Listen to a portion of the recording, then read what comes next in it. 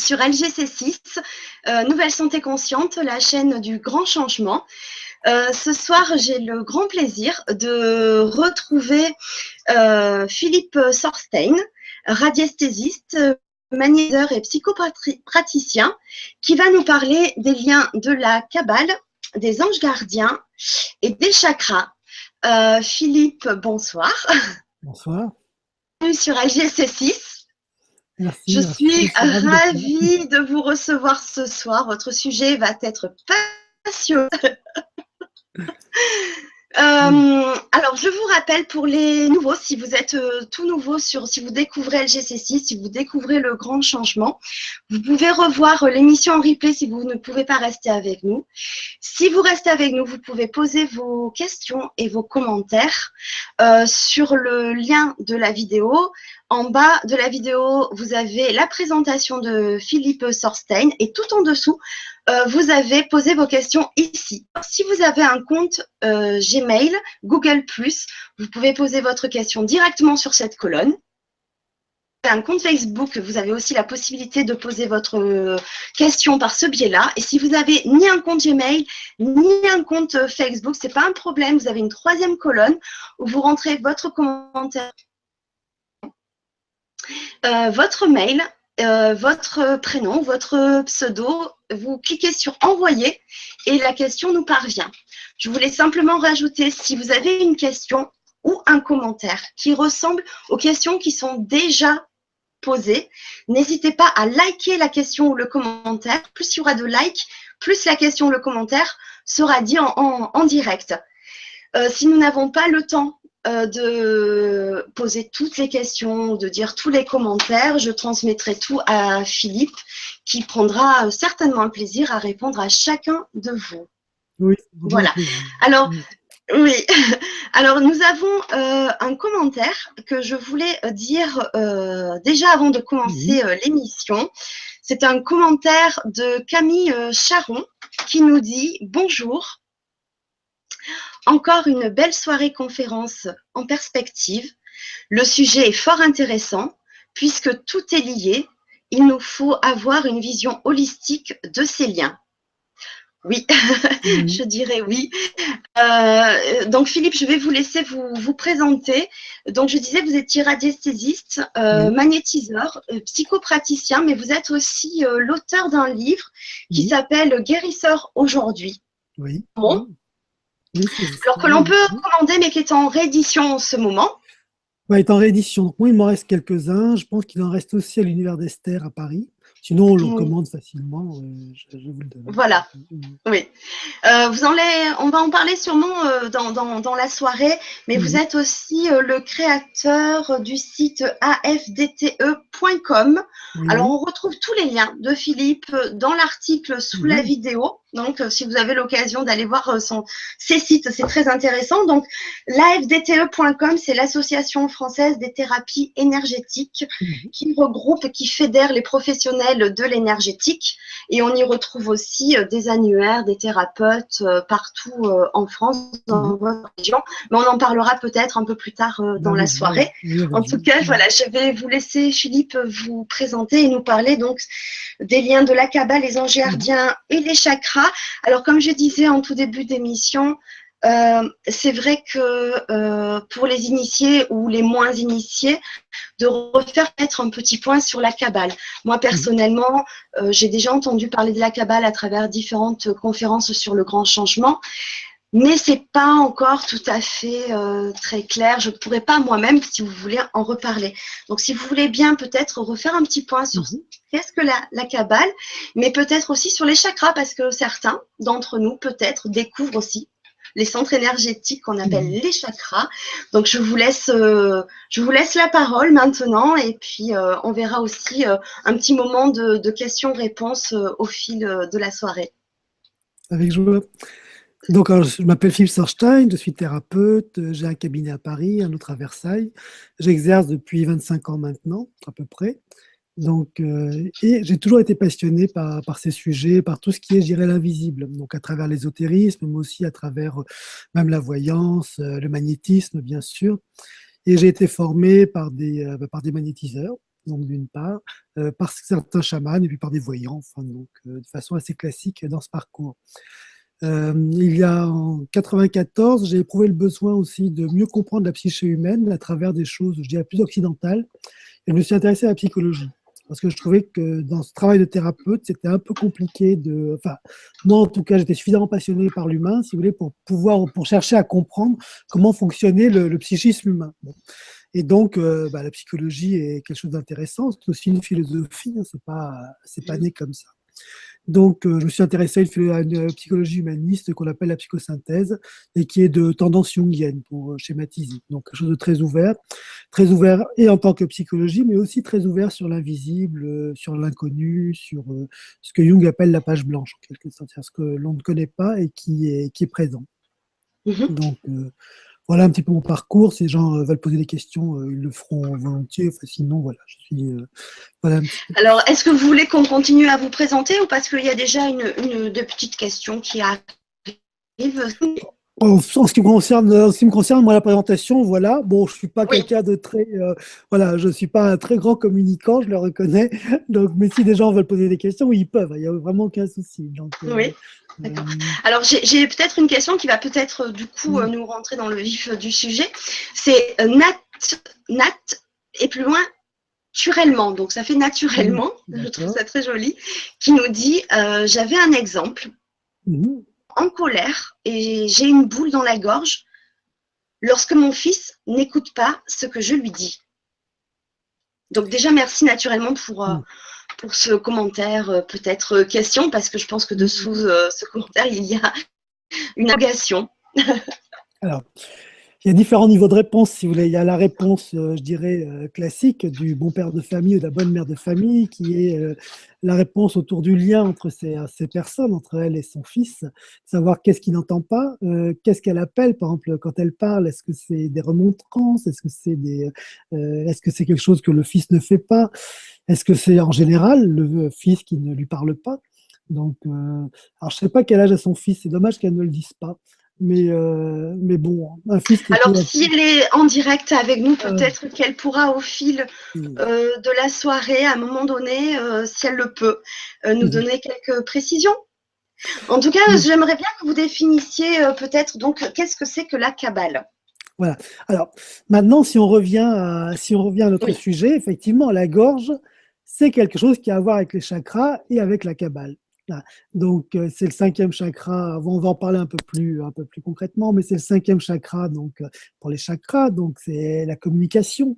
C'est ce qu'elle décrit parfaitement. Il y a un problème de communication entre eux. Donc, pour la Kabbale, c'est ce qu'on appelle la séphira cachée, date. Donc, c'est quelque chose de très intéressant qui ne s'exprime pas et qui est la synthèse du reste. Comme si la communication, au fond, n'était pas quelque chose qui existait en soi, mais qui existe à travers, au fond, ce que l'on va exprimer ou ce que l'on va incarner. Donc la communication, c'est quelque chose qui se passe à travers ce que l'on est profondément. C'est ce que dit la Kabbale, c'est intéressant. Oui. Pour le chakra, le 5e chakra, donc le chakra de la communication, c'est le siège de l'âme. Donc, c'est-à-dire qu'on considère que l'âme a un siège, enfin une patrie, une planète, une fois qu'on est désincarné, qu'on n'est plus incarné. Et la patrie de l'âme est dans la 5e chakra, qui est aussi la communication divine. Donc, vous voyez, c'est quelque chose qui peut nous amener extrêmement loin. C'est-à-dire qu'autour d'un exemple qui est basique, ça nous arrive à tous. Moi, j'ai des enfants adolescents, voilà quoi, ils écoutent quand ils veulent et quand on ne parle ni devoir ni rangement. Bon là, bon, ça va à peu près. On a les mêmes. Je crois que. Mais derrière ça, il y a qu'est-ce qui se joue de l'angoisse du parent qui a besoin d'exprimer, qui a besoin de faire partager quelque chose à son enfant pour l'éduquer, pour l'élever, par peur aussi, pour que l'enfant s'en sorte. Enfin, les parents ne disent pas les choses comme ça par hasard, et ils disent aussi les choses parce qu'ils ont l'impression que c'est important que l'enfant puisse suivre une certaine direction, une certaine voie. Donc, vous voyez, c'est des choses comme ça. Et là, on retrouve vraiment le siège de l'âme. C'est que derrière la communication, qu'est-ce qui se joue exactement, Eh bien, c'est au fond notre autorisation à être juste à travers soi-même et dans les liens aux autres, donc là, en l'occurrence, à son fils.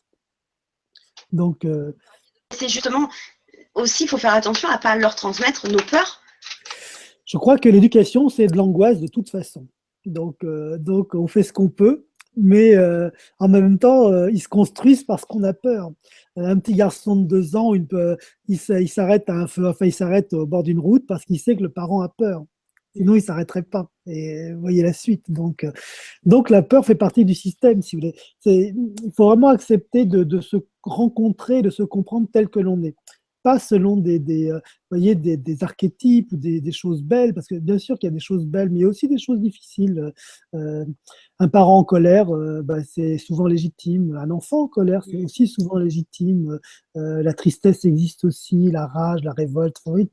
Donc, c'est tout ça qu'on partage avec nos enfants. En fait. Donc, même si on cherche à faire mieux que ça, en fait, on partage quand même une partie inconsciente.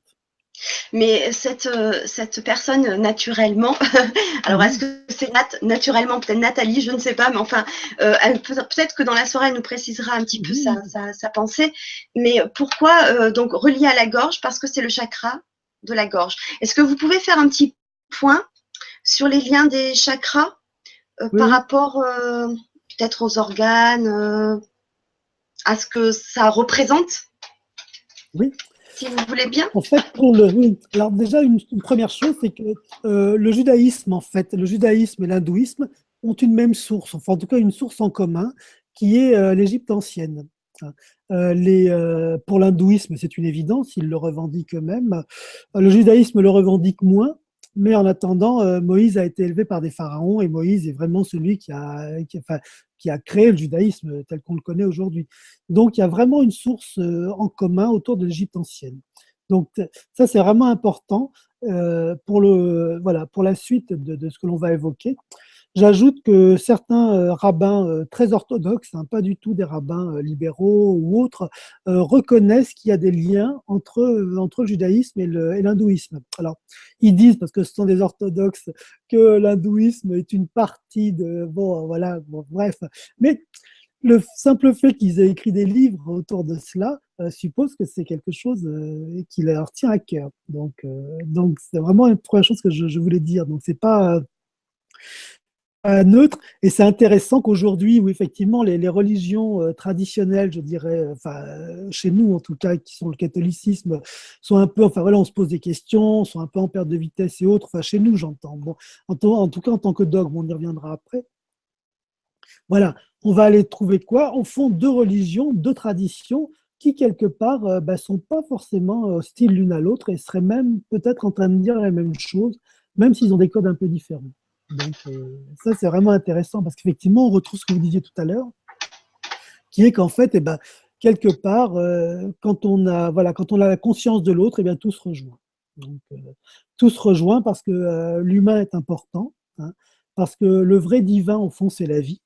C'est la seule chose qu'on peut en dire. Je veux dire, personne ne sait ce que Dieu va employer Dieu ou le divin par simplicité, mais bon, on pourrait dialoguer longtemps sur ce qui est au fond le divin, mais au fond, personne ne sait ce que c'est. Ce que l'on sait en revanche, c'est qu'il ne peut être que la vie.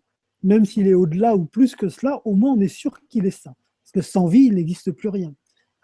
Donc, une fois qu'on est dans la vie, alors à ce moment-là, toutes les traditions se regroupent. Donc ça, c'est quelque chose de vraiment très, très important. Même le catholicisme qui a créé beaucoup d'ennuis aux Juifs à travers 2000 ans d'histoire. En fait, il n'y a pas de chrétienté sans Kabbale. On va en parler après, mais la Kabbale, c'est le Messie, et le Messie, c'est la chrétienté. Donc après, il y a des questions qui se posent. Est-ce que l'homme Jésus était le Messie ou non? Bon, là, effectivement, il y a une vraie opposition entre le judaïsme et le christianisme. Mais en attendant, la notion de Messie ne peut exister qu'à travers la Kabbale. Donc sûr. Voilà.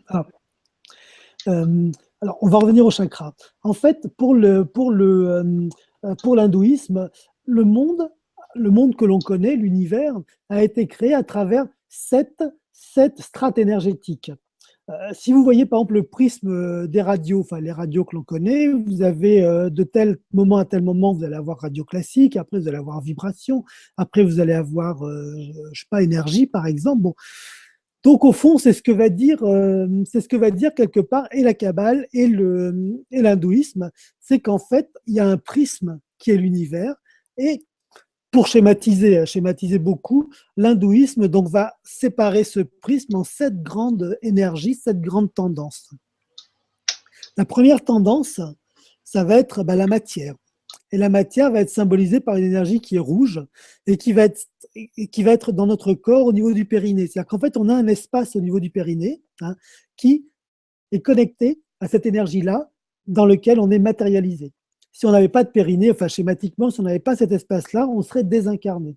Il est probable que les anges, par exemple, n'aient pas cet espace de matière puisqu'ils ne sont pas matérialisés.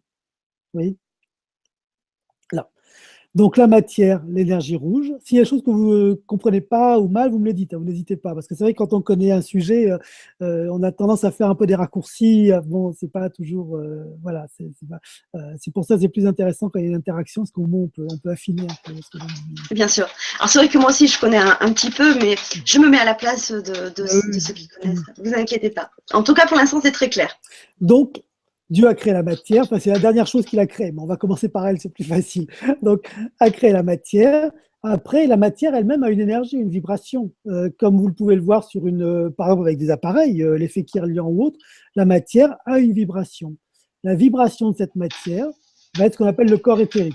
Donc, c'est la chaleur, par exemple, de nos mains. Si vous mettez votre main à quelques centimètres au-dessus une main l'une de l'autre, vous allez sentir la chaleur de votre main, et ça sera l'éthérique. Donc, ça va être en fait le dégagement de cette matière. Alors, le corps éthérique, en tant que thérapeute, c'est très intéressant pour nous, parce que quand il y a une pathologie, une crispation vibratoire, on le retrouve dans l'éthérique. Un thérapeute ne peut pas agir réellement sur le physique, si vous voulez. Ou alors, les seuls qui peuvent, c'est les chirurgiens ou les gens qui vont, ou les médicaments qui sont des molécules chimiques qui vont intervenir sur la chimie. En revanche, les thérapeutes énergétiques, eux, peuvent agir sur le corps énergétique, sur le corps éthérique. Donc, c'est à travers le corps éthérique qu'on va interagir avec le physique. D'accord, c'est pas directement sur le corps. Alors, c'est par un intermédiaire. Oui, si vous voulez, pour agir sur mon corps, il faut que je prenne un couteau et je me blesse. Là, j'agis sur mon corps, vous voyez. Mais dès l'instant où je passe dessus comme ça, je n'agis pas sur la peau elle-même, je n'agis pas sur ma matière. En revanche, je vais agir sur le rayonnement de ma matière, ce qui va donner effectivement un effet dans ma matière. D'accord. Vous voyez, oui. Donc, le corps éthérique. Après, on a le corps astral. Alors, le corps astral, c'est un monde à part entière et c'est en fait le corps où sont, je dirais, stockées, où existent toutes nos émotions, nos pensées. Nous, on voit une émotion, une pensée comme quelque chose qui part de nous et puis c'est tout. Mais en fait, si on voit ce que dit la physique, pas que la physique quantique, mais la physique, tout ce qui existe est une énergie. Donc, à partir de là, une émotion est une énergie, une pensée est une énergie. Et où vont ces énergies? Eh bien, elles vont aller dans ce plan astral, qui va du coup créer une espèce de vortex. C'est-à-dire que du coup, toutes ces émotions, toutes ces pensées vont créer un monde à part entière. Un peu comme, par exemple, tous les plastiques qui se retrouvent dans l'océan et qui, hélas, sont en train de construire un continent de déchets. Bon, vous voyez, de la même façon, nos pensées, nos émotions construisent un continent, un espace dans lequel tout va exister. Et nos corps astraux, de plus, notre corps astral est en fait le lien entre notre âme et notre corps physique.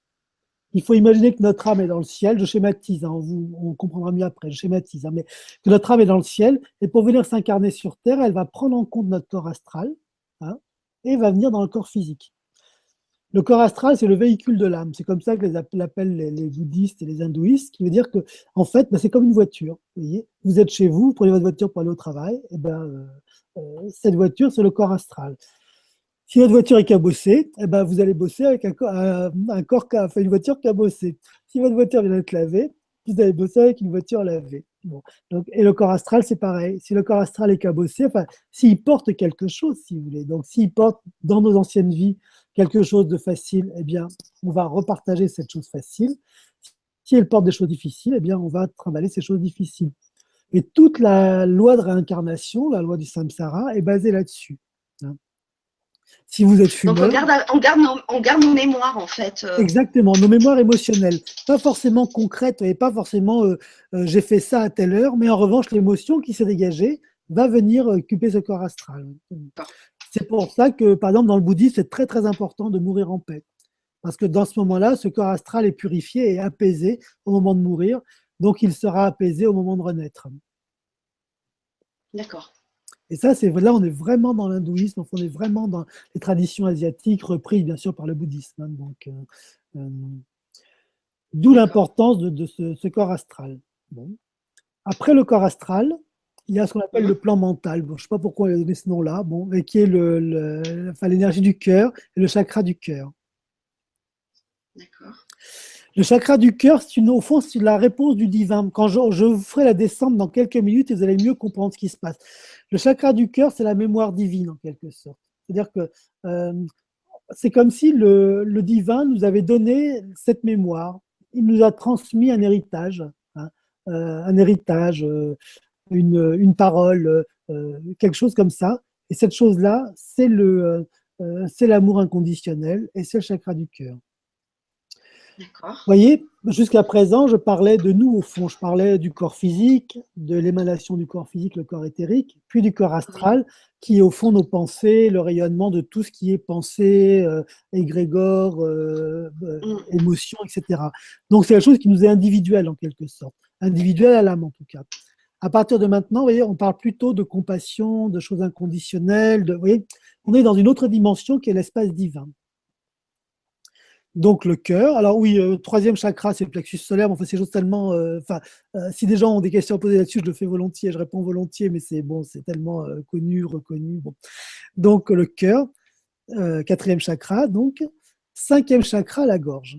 Et la gorge, c'est l'expression du divin. Donc en fait, ce que l'on porte dans la gorge, c'est la conscience de Dieu. Alors quand on fera les descentes, on va mieux comprendre. Et la gorge, c'est le siège de l'âme. Toujours dans la tradition hindouiste. C'est-à-dire que c'est ce qu'on appelle le plan causal. Hein. Donc pourquoi causal? Parce que en fait, les effets, le divin crée une cause qui est la cause de l'incarnation. Alors on va en reparler. Je sais que c'est un peu kabbalistique là, jusqu'à présent, mais vous comprendrez dans quelques minutes. En fait, donc la gorge, c'est là où nos âmes habitent, en quelque sorte, dans ce plan causal. C'est-à-dire que c'est le plan c'est le paradis terrestre, par exemple. Donc, voilà. Si vous lisez la Bible, le paradis terrestre, on y est, on est là. Et en fait, il y a la faute du paradis terrestre. Bon, on ne va pas revenir sur l'histoire de Ève, etc. Enfin, qui a bien fait, hein, au fond, parce que avant, Adam était un légume. Hein, faut appeler un chat. Il était là, tranquille, il faisait rien, il pensait pas, il mangeait pas. Enfin, voilà quoi. C'était une plante parmi d'autres. Heureusement qu'elle était là pour corser un peu la situation. Mais bon, donc. Donc voilà, le paradis est encore en lien avec le divin et en fait, par donc la faute d'Ève, enfin du moins la connaissance de la création, parce qu'en fait il s'agit de ça, de la sexualité de la création. Hein, voilà, Dieu, c'est écrit dans la Bible, c'est écrit dans l'Ancien Testament, les habille de peau, c'est intéressant, et les envoie dans le monde. Vous voyez, Dieu donc leur dit de quitter le paradis terrestre, bon ça on le sait tous, les habille de peau et leur dit maintenant vous partez. Les habille de peau, la mémoire du divin, c'est le quatrième chakra, et leur dit de partir, troisième, deuxième et premier chakra. Et à ce moment-là, ils sont créateurs sur Terre. J'ai pas appris un ancien, bon, c'est peut-être pas le but, mais on le lit clairement dans Bereshit, enfin dans le premier livre de l'Ancien Testament. C'est écrit noir sur blanc. Donc, il suffit de le lire. Donc, c'est clairement indiqué. Donc, vous voyez, donc cinquième chakra, c'est ce symbole de paradis terrestre profondément en lien avec le ciel.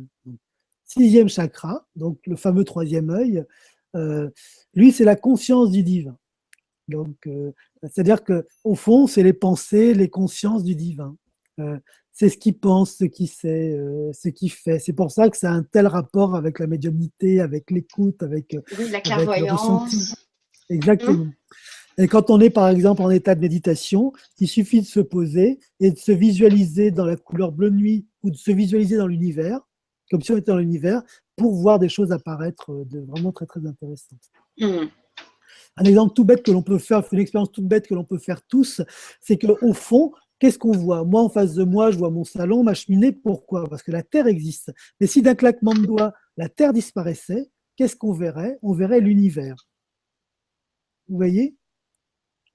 Ben oui, on serait dans le ciel, enfin, on serait comme un cosmonaute, si vous voulez. Vous voyez?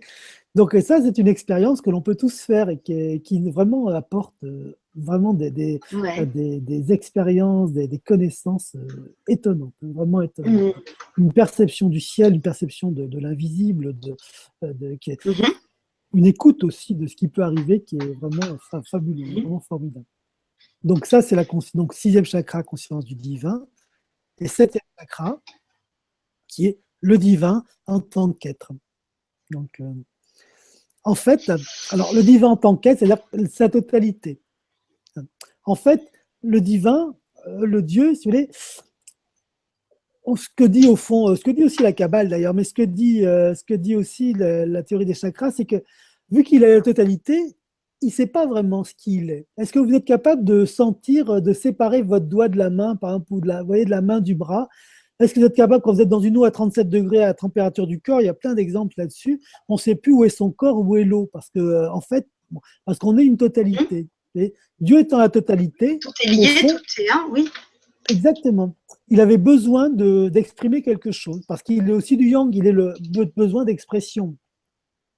Donc, Dieu, cette totalité, septième chakra, prend conscience de son besoin d'expression. Sixième chakra, prend conscience, sa tête agit, et il va exprimer.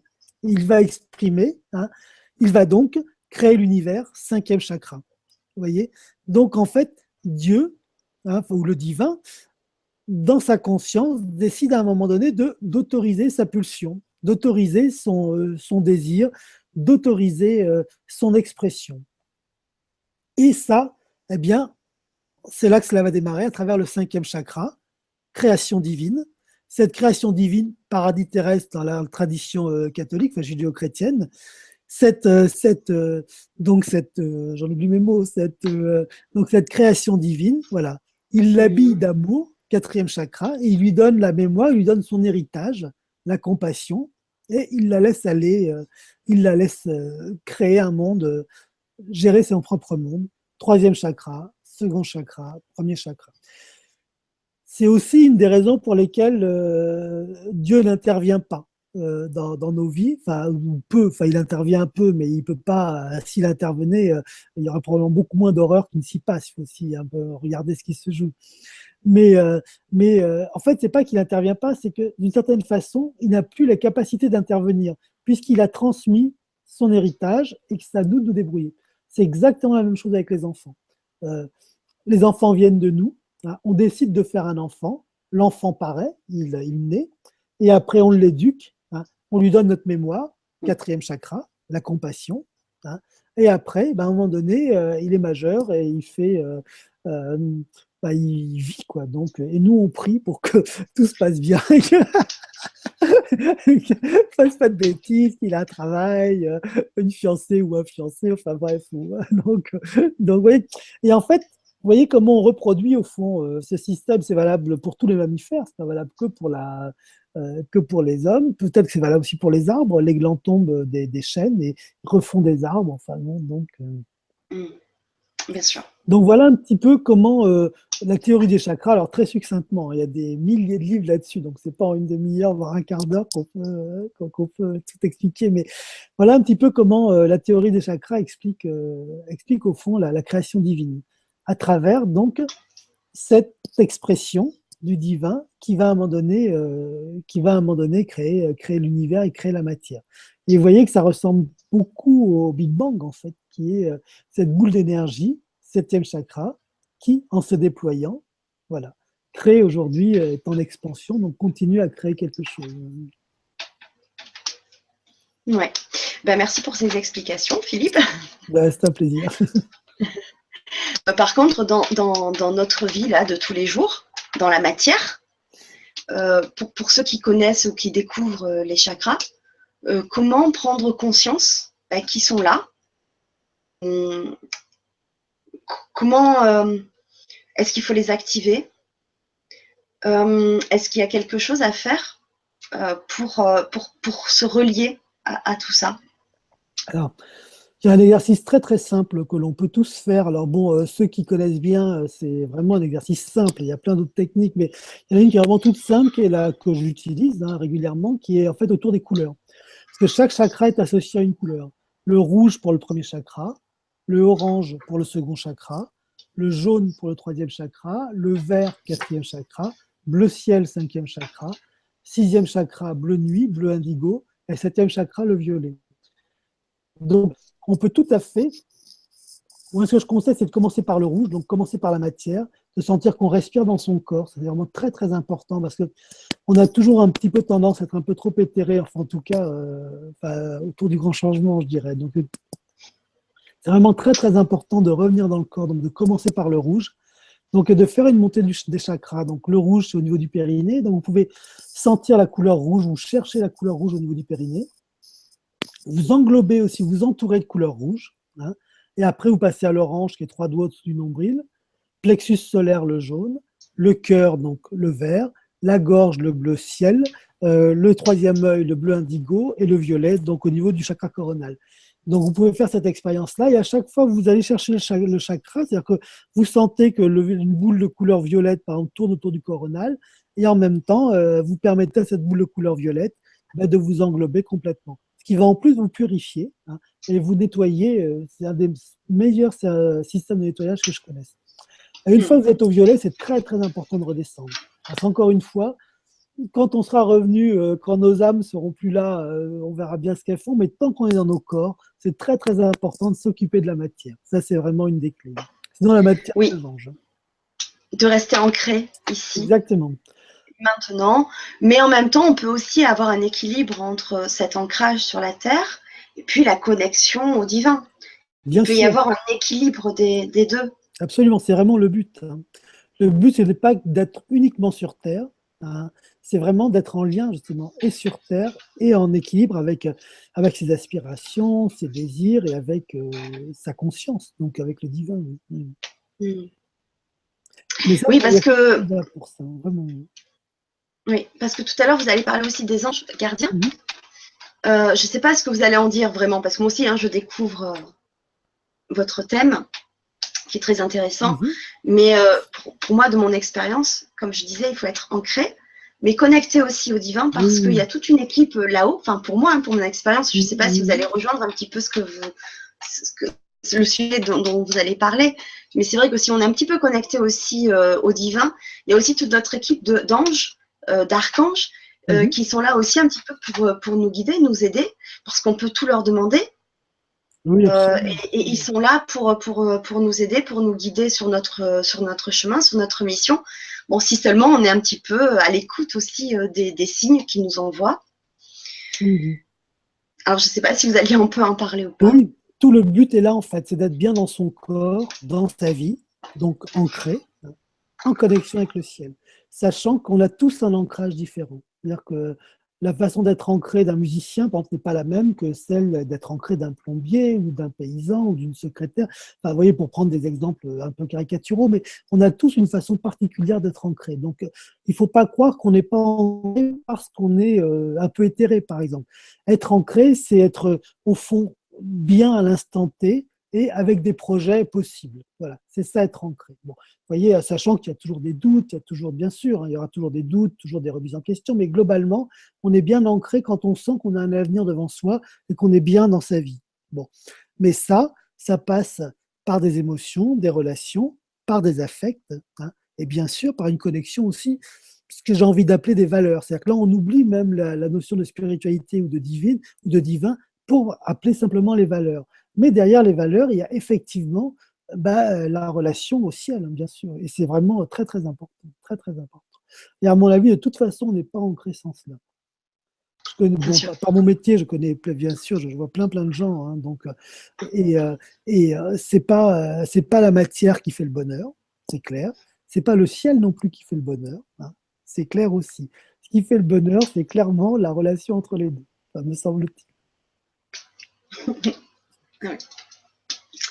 Est-ce que vous voulez continuer sur votre lancée, sur votre sujet, ou prendre quelques questions, parce qu'il y en a quelques-unes. C'est comme vous voulez. Soit je parle. C'est vous. Ah, c'est vous qui choisissez. Moi, je suis. Je vous parler un petit peu de la Kabbale, puisque je viens de parler un peu des chakras. Comme ça, vous verrez les liens entre les deux. Les liens et les. Je veux bien. Et puis après, on parlera des questions. C'est une bonne idée. Écoute alors. Enfin, on vous écoute. En fait, on parle de la Kabbale, mais il y a plusieurs Kabbales.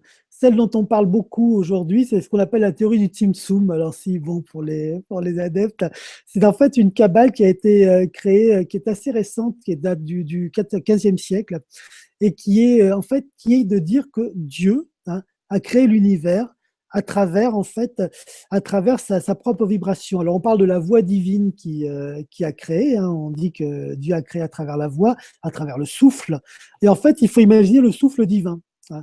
Le souffle divin, c'est le Big Bang, c'est-à-dire cette espèce de boule de lumière, hein, qui va sortir de lui, et en sortant de lui progressivement, il va se dédoubler puisque Dieu est la totalité, donc il est et yin et yang, puisqu'il est cette totalité. Bon, il va se dédoubler pour créer le yin et le yang, et le yin et le yang vont se réunir de temps en temps, se redédoubler, vous voyez, donc, pour créer en fait la matière que nous on n'appelle pas dans le judaïsme le septième chakra, mais Malkouk. Bon, ça, chacun a ses définitions, mais vous voyez, la Kabbale, en fait, le souffle divin, Dieu a créé l'univers à travers son souffle, et ce qu'on appelle les séphirotes, donc des bulles de lumière, des bulles d'énergie, de vibration, qui en se dédoublant vont créer, en se démultipliant, vont créer donc le ciel, vont créer la terre. Sachant que dans la Kabbale, il y a 10 boules différentes. Alors, c'est là où les codes diffèrent un peu, parce que c'est pareil, en fait, entre deux émissions de radio, vous voyez, il y a toujours un peu une frontière qui est trouble, on ne sait pas trop qui fait quoi, qui commence. Bon. Donc, si vous voulez, chacun a pris un peu des codes un peu différents, même s'ils se retrouvent dans les symboles, dans les grands symboles. Bon, il n'y a pas les 7 corps de la tradition hindouiste. Pour la Kabbale, il y a 4 corps. Donc, il y a le ciel, le cœur, l'énergie vitale et la terre. Alors, vous voyez, c'est pas très, c'est pas si, il y a, bon, voilà, on peut faire le corps et le corps, donc le corps éthérique font une seule chose qui est Malkouk. Après, on passe à l'énergie. Enfin, bref, donc vous voyez, donc les tendances sont un peu différentes, mais on retrouve au fond cette expression du divin pour arriver à la matière à travers des grandes tendances. Alors, pour la Kabbale, il y a donc 4 corps. Le corps de la tête, qu'on appelle Keter, et cette tête va donner le yin et le yang. Hein, donc, le yin et le yang. Le yin et le yang vont continuer à se... Donc, la rigueur et la miséricorde pour les kabbalistiques, puisque yin et yang sont des mots de tradition plutôt asiatique. Donc, la miséricorde et la rigueur, qui vont se démultiplier, qui vont progressivement devenir de plus en plus relâchés, de plus en plus abandonnés, jusqu'à ce qu'on retrouve rejoint sur Terre. Comme si, pour la Kabbale, au fond, la matière, enfin nous, hein, retrouvions ce yin et ce yang, ce qui n'est pas forcément le cas des espaces intermédiaires. Par exemple, on dit que les anges n'ont pas de sexe, hein, donc ils sont et yin et yang. Quoi qu'il y en a certains qui ont des tendances yin et des tendances yang, on en parlera tout à l'heure, mais il n'y a pas de sexe. Oui, les anges dont les mots terminant EL sont de tendance masculine, hein, et ceux dont les mots terminant IAH sont de tendance féminine. Mais si vous voulez, c'est des colorations, c'est pas. Oui, c'est pas comme on l'entend nous dans notre physique, ce sont des tendances. Voilà, pour nous, on fait peu de différence. Enfin, un homme et une femme, on voit la différence. Alors que là, c'est vraiment voilà, il y a des expressions angéliques qui sont plus actives et d'autres qui sont plus réceptives, en fait. C'est ce que ça signifie. Donc voilà ce que dit la Kabbale. Alors c'est vrai que si on ne peut pas montrer l'arbre de Séphiroth, c'est un peu hermétique. Donc c'est pas voilà, de parler de Keter, de Bina, de Hokma, de Din. Bon, je suis pas sûr que ça intéresse tellement les auditeurs. Mais ce qu'il faut savoir, c'est vraiment cette perception on en reparlera tout à l'heure bien sûr, mais ce qu'il faut savoir, c'est vraiment cette perception où le divin, en fait, à travers son souffle, à travers son énergie, voilà, crée l'univers. Donc et pour la Kabbale, bien sûr, le paradis terrestre existe aussi, et il est en date, et anti-stress, qui est l'énergie du cœur. Et pour la Kabbale, hein, on est tous plus ou moins reliés à une boule d'énergie particulière. C'est-à-dire que quand on est, hein, en fait, on va naître sous l'égide d'un ange, hein, qui a une tâche particulière. Donc, du coup, on va être plus dans la terre, plus dans l'énergétique, plus dans la stress, dans la compassion. Ce qui veut dire qu'on va avoir nous-mêmes une tendance, une espèce de vision des choses qui va être un petit peu différente en fonction de ce que de l'ange qui s'occupe de nous. Donc, c'est normal qu'il y ait des gens qui soient très terriens, c'est normal qu'il y ait des gens qui soient plus dans la compassion, c'est normal qu'il y ait des gens qui soient plus dans la rigueur, plus dans la miséricorde, parce que, en fait, pour la Kabbale, le monde est multiple. Et qui dit monde multiple, dit forcément des êtres qui vont occuper cette multiplicité. Vous voyez, il n'y a pas cette notion de tous ressembler à une même chose, qu'il n'y ait pas de tête qui dépasse, que tout soit parfait. C'est c'est pas du tout la conception. Mais ça va dépendre de notre date de naissance alors. Exactement. Pour la Kabbale, l'ange gardien est un ange, en fait, c'est un peu comme les signes astrologiques. Un ange s'occupe en fait de 4-5 jours de l'année. Donc, durant 4-5 jours de l'année, les êtres qui naissent, bien sûr, vont être touchés par la vibration de cet ange. Tout comme quelqu'un qui va naître le 20 octobre va être touché par la vibration de Vénus, puisque c'est Vénus qui met son rayonnement sur Terre. Vous voyez ? Donc, et à partir de là, chacun d'entre nous avons une mission sur Terre, au fond, en lien avec notre ange. Sachant qu'un ange, c'est un être, une entité, on dit qu'ils n'ont pas vécu sur Terre, sauf un qui est Métatron, qui est l'archange Métatron. Mais hormis lui, à part lui, qui est Enoch, donc qui a vécu sur Terre, les autres n'ont pas vécu en tant qu'humains. Mais ils ont été des êtres qui sont allés dans l'ombre, qui ont fait l'expérience de choses mal. Oui, absolument.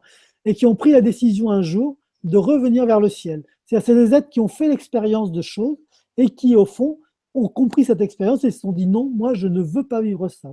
Et du coup, ils sont coincés dans le ciel. Ils ne peuvent plus redescendre. Donc,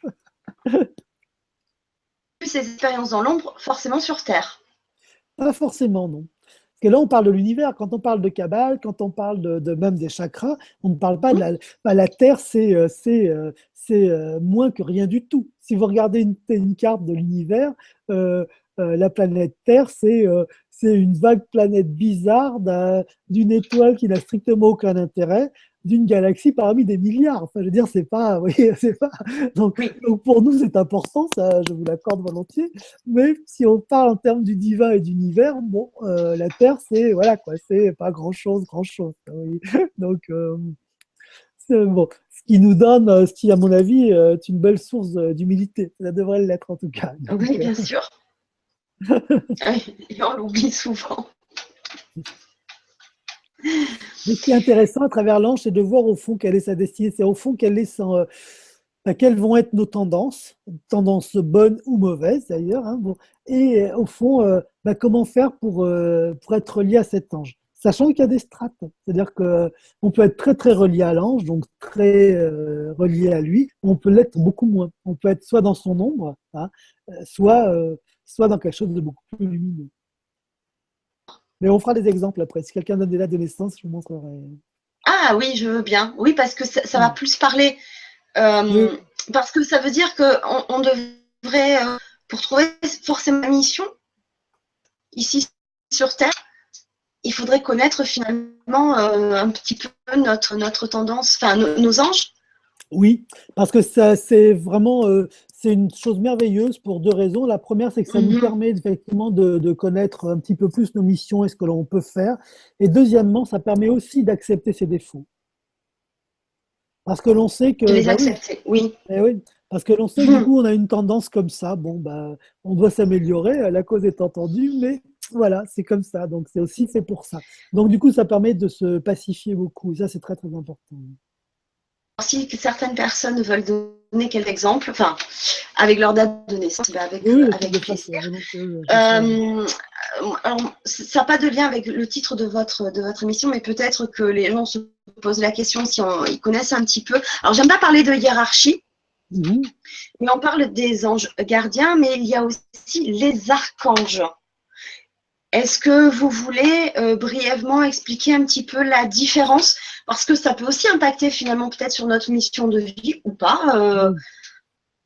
Alors, déjà d'une part, si vous voulez, en fait, c'est vrai que, alors, on parle d'une hiérarchie angélique, on le dit, mais ce n'est pas une hiérarchie en termes de pouvoir. C'est ça qu'il faut comprendre, parce que Oui, au fond, il ne peut pas y avoir de création s'il n'y a pas une complexité. Il ne peut pas y avoir d'arbre s'il n'y a pas des racines, un tronc, des feuilles, des, vous voyez, des branches. C'est pas possible. Donc, si vous voulez, c'est pas, vous voyez, l'idée, c'est plus au fond que chacun a sa tâche. Il faut plus le voir comme c'est ça. ça. Et Oui. c'est pas parce qu'on est plus proche du ciel, entre guillemets, enfin plus proche du Seigneur, vous voyez, que on est forcément mieux. Ce n'est pas vrai. Ça peut même être l'inverse. Hein. Ben oui. En plus, sur Terre, de toute façon, à mon avis, mais je sais que je vais être très très décrié, on ne peut pas avoir accès aux archanges. On peut avoir accès aux anges, hein, mais pas aux archanges. Pour une raison simple, si vous voulez, c'est que en termes de taux vibratoire, tant qu'on est dans la matière, on est happé par quelque chose. Vous voyez, on peut pas, comment expliquer ça?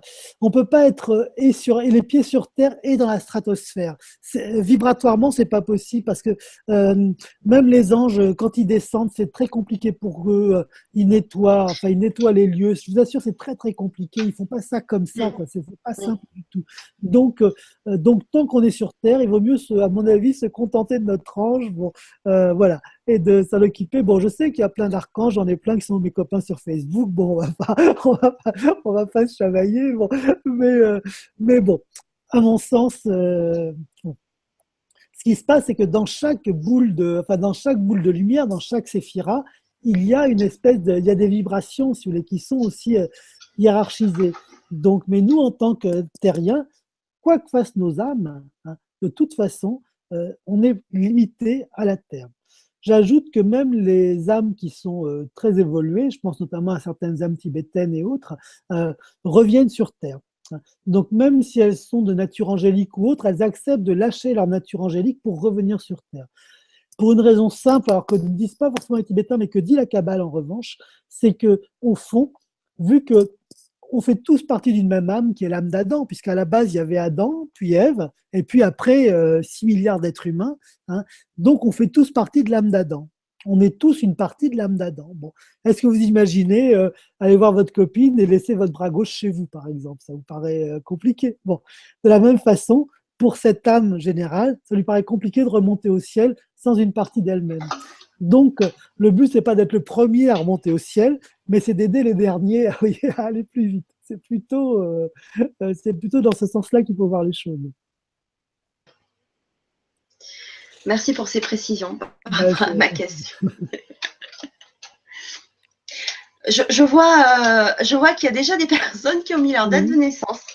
Ah. Je pense que ça interpelle. Les cas concrets, là, ça interpelle. Bon, on peut regarder si vous voulez. Donnez-moi une. Alors, je vais vous dire ça tout de suite. Il y a Soliama qui nous dit « Oh oui, je suis du 22 mai 1972. » Merci. 22 mai. Alors, 22 mai. Donc, en fait, c'est 5 jours, 4 à 5 jours. Donc, je regarde dans mon livre mai, le 22 mai. Hein. Le 22 mai, oui. Alors, le 22 mai, donc, son ange s'appelle Yezalel. Alors, Y-E-Z-A-L-E-L. Donc, elle est Gémeaux. Bon, ça, elle n'a pas besoin de moi pour le savoir.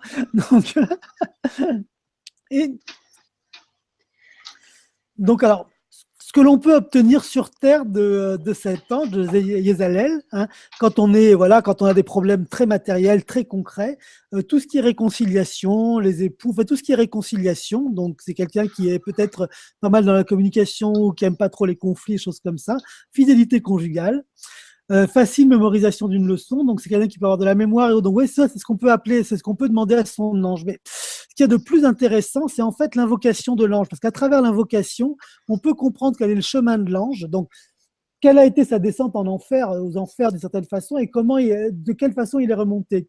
Et à travers ça, donc, comment s'appelle cette jeune femme? C'est Alors, je vais vous redire ça tout de suite. Alors, Soliama. Alors, c'est peut-être un pseudonyme. Bon, alors Soliama. Donc, comme ça, elle peut savoir un petit peu quelles sont ses tendances et vers quoi elle peut aller. Donc son invocation, Yezalel, donne-moi, Seigneur, la juste mesure de tes vertus pour qu'ainsi ma raison ne soit pas le juge absolu de tous mes actes. Alors, vous voyez, à travers ces deux phrases, ça veut dire que c'est un ange qui devait être un peu cartésien, un peu, voilà, c'est la raison qui dominait, il fallait que tout soit fait, tout soit, voilà, bon. Et là, du coup, il est allé là-dedans et il a compris qu'il n'y avait pas que la raison sur Terre. Ni mon imagination prétend être la maîtresse de ma vie, fait que mes désirs acceptent les commandements de mon esprit et que la fidélité règne parmi les différentes tendances. Donc c'est un ange voilà, qui était un peu infidèle, qui a été un peu, qui allait un petit peu à droite à gauche, disons qu'il s'arrangeait, quoi. Il s'arrangeait pour faire des choses. Sa raison légitimait ses actes en quelque sorte. Aide-moi, Seigneur, à me rappeler des conquêtes morales de mon passé. Ne permets pas que le rayonnement de mon âme dans le monde puisse exprimer l'erreur ou le mensonge. Alors là, vous voyez quelque chose qui change. Tout d'un coup, cet ange dit, là, j'ai été trop loin, mais dans mon passé, j'ai eu des conquêtes morales, j'ai eu des choses qui m'ont porté, j'ai eu des choses formidables que je suis capable de faire. Aide-moi, Seigneur, donc aide-moi l'ange, et pour l'ange, aide-moi Dieu, hein, aide-moi mon Dieu, à utiliser ce rayonnement pour pouvoir me perfectionner.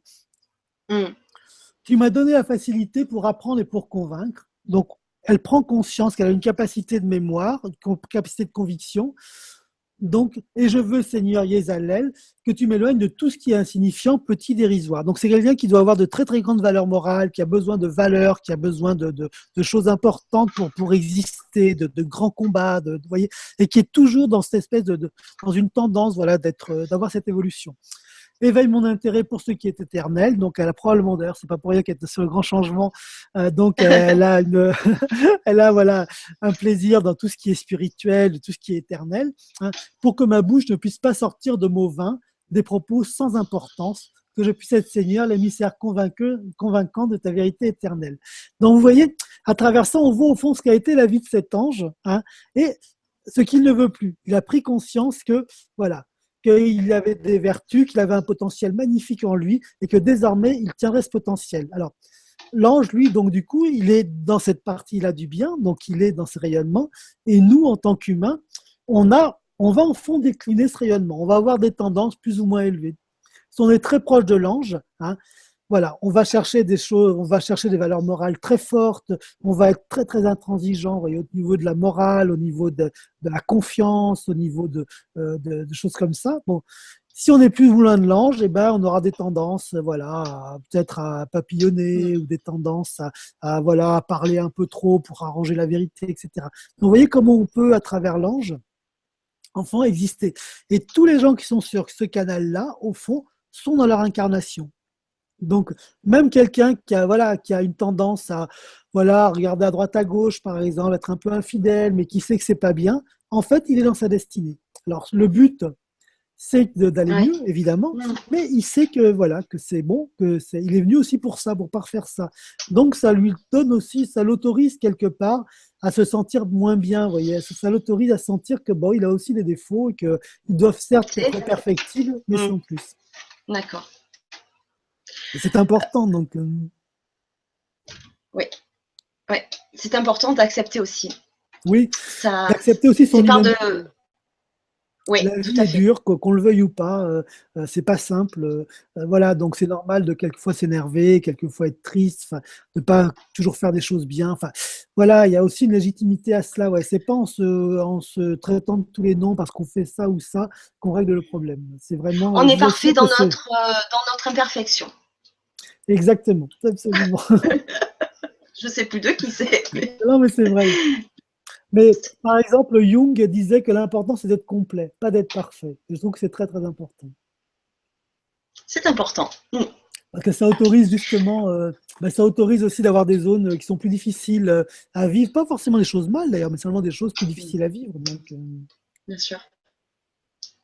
Allez, on va continuer avec une dernière peut-être date de naissance parce qu'il y a encore vraiment des questions qui sont fort intéressantes. Oui.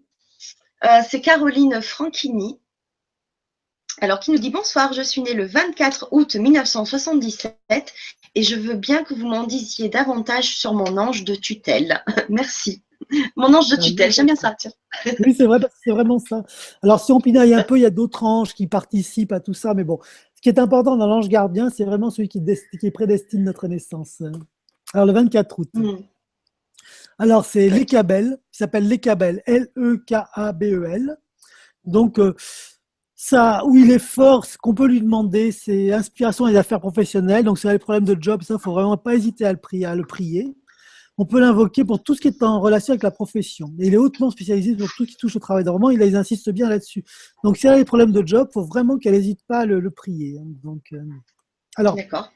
je me sers d'un livre qui s'appelle De Haziel, qui est sur les anges gardiens. Vous vous retrouvez sur Internet facilement ou vous achetez le livre tout simplement. Donc, c'est pour dire que les invocations que je vous donne sont dans le commerce. C'est pas bon. Donc, alors, les Kabel. Inspire mon âme, Seigneur, pour que mon travail humain s'écoule dans les chemins de l'abstrait.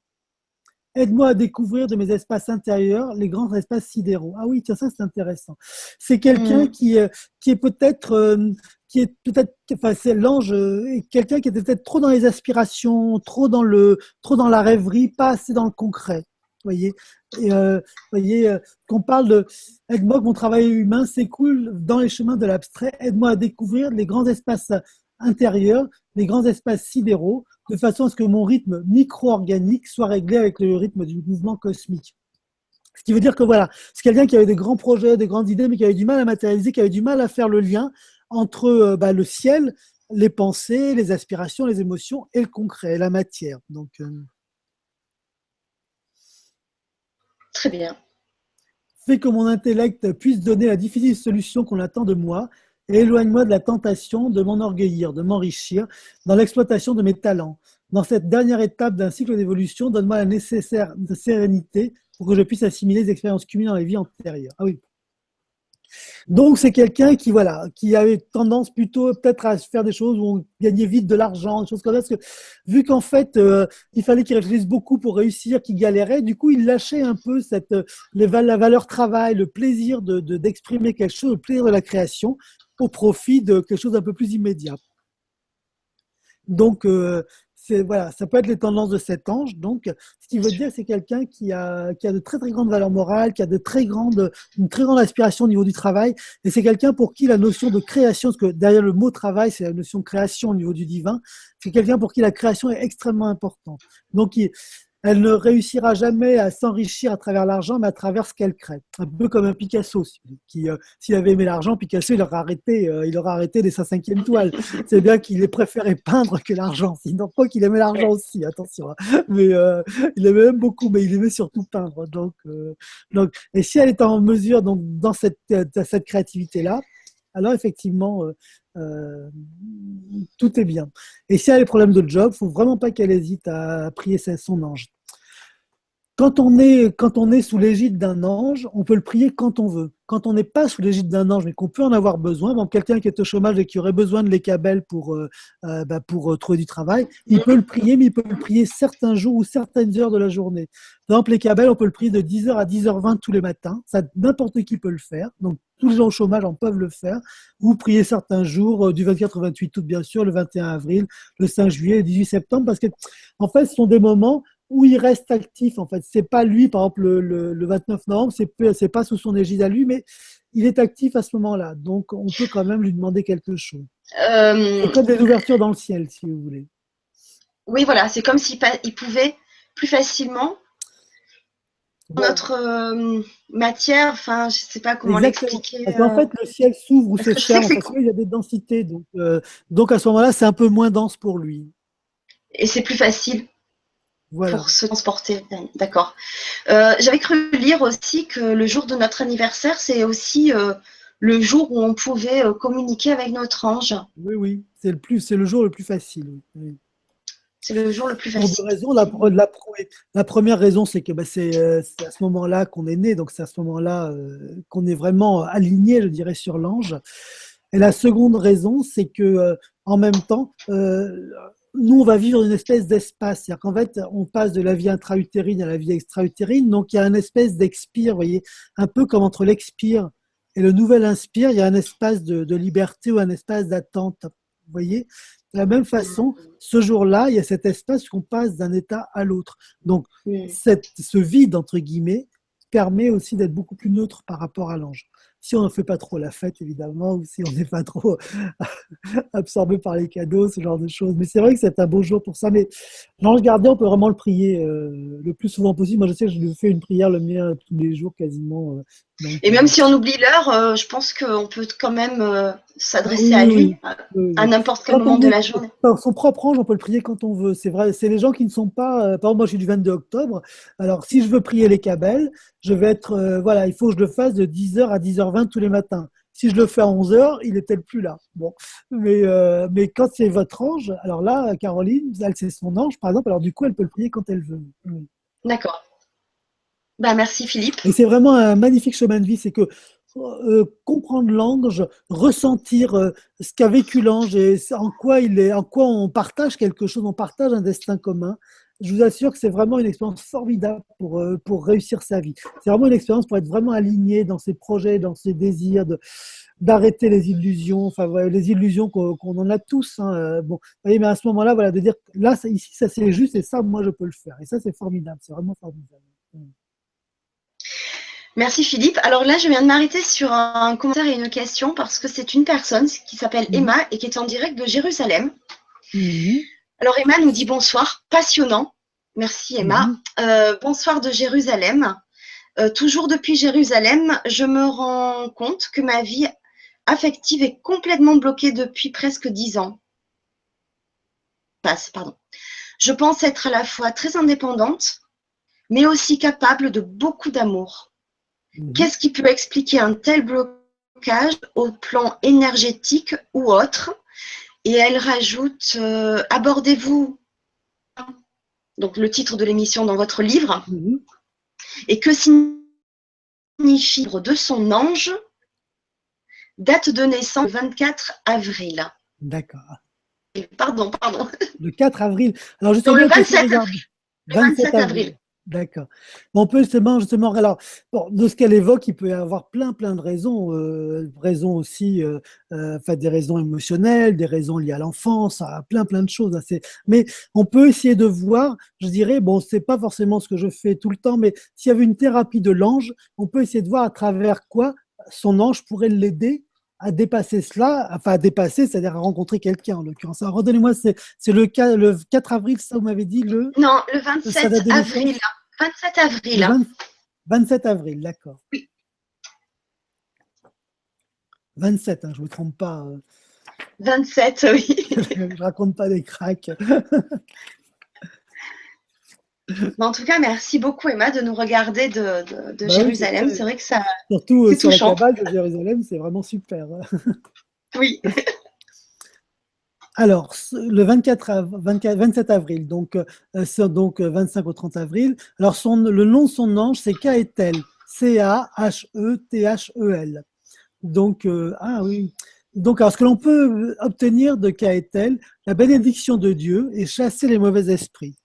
Récolte abondante, s'exprimer avec aisance autant à l'écrit qu'en oral, succès mondain autour de l'œuvre qu'on réalise, modestie, de l'aide pour éviter les gros mots et les jurons, bon ça c'est cool, de l'aide pour toutes sortes de sortilèges, charmes, malédictions des ennemis, pour que les champs et jardins ne produisent pas de récolte. Alors bon, alors on va lire l'invocation comme je l'ai fait tout à l'heure, mais c'est vrai que c'est un ange particulier autour des mauvais esprits. Alors c'est pas du tout mon fond de commerce, je dirais, ça arrive, mais c'est vrai que quand on croit en la Kabbale ou quand on croit au chakra, on croit au fond à des entités, enfin on croit à des énergies autres que terrestres qui peuvent venir créer des problèmes. Bon, donc alors, des énergies autres que terrestres, ça peut être aussi bien les vibrations certaines vibrations des parents. C'est pas forcément un démon qui vient attaquer, mais voilà, c'est une chose comme ça. Alors là, j'en parle parce qu'effectivement, il y a quelque chose à voir avec ça dans cet ange. Donc c'est un ange qui visiblement a eu affaire à des mauvais anges, bon, et qui a appris à les chasser. Donc grâce à la bénédiction divine. Ce qui n'est pas si facile pour trouver un compagnon. On va en parler après. Mais donc, il y a peut-être quelque chose à voir autour de cela. Alors, Kaethel, j'ai reçu de toi, Seigneur. Alors là, je lis l'invocation. Hein. Kaethel, j'ai reçu de toi, Seigneur, une infinité de dons. Mes lèvres expriment avec aisance le monde que tu as créé. Et mes mains modèlent des formes pleines de grâce avec ta matière primordiale. Donc, c'est un ange c'est un ange qui a une certaine élévation, hein, et qui est très proche de Dieu. Alors, c'est super, sauf que sur Terre, c'est pas les mieux lotis. Donc, bah oui, parce que la Terre est pas si simple à gérer.